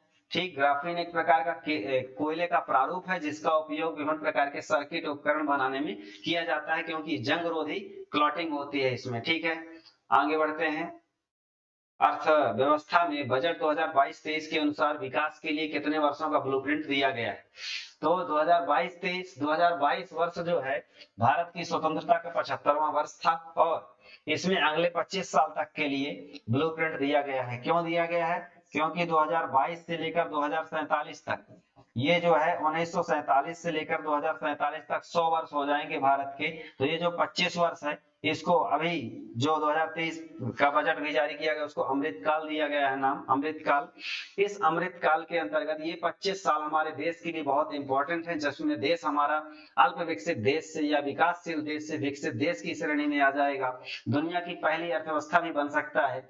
इसके लिए इस 25 साल का जो ब्लूप्रिंट है तैयार किया गया है, ये 2022-23 के बजट में था। अभी 2023-24 के बजट में भी इसको बहुत ज्यादा प्रमोट किया गया है, इसको अमृतकाल का बजट नाम दिया गया है और आने वाला 25 साल देश के भविष्य के लिए बहुत सकारात्मक सिद्ध होगा, इसलिए बहुत सारी आर्थिक नीतियां भी इस दिशा में बनाई गई है। तो दोस्तों इस तरीके से ये हमारा 100 प्रश्नों का भारत की अर्थव्यवस्था का खंड समाप्त होता है। आने वाले वीडियो में हम अन्य विषय के साथ 100 MCQ के साथ सामने आएंगे। हमारी एकेडमी में MPPSC प्रीलिम्स की टेस्ट सीरीज भी चल रही है, आप ऑनलाइन ऑफलाइन दोनों प्रकार से ज्वाइन कर सकते हैं और आप हमसे जुड़े रहें। स्वागत है आपका नरेंद्र सिंह सोमवंशी कौटिल्य एकेडमी में। लगातार आपके हर प्रश्नों का जवाब देने के लिए हम प्रतिबद्ध हैं। कमेंट बॉक्स में आपके सुझाव भी यथादार आमंत्रित हैं और आप अपना प्रश्न भी दे सकते हैं। जय हिंद, धन्यवाद।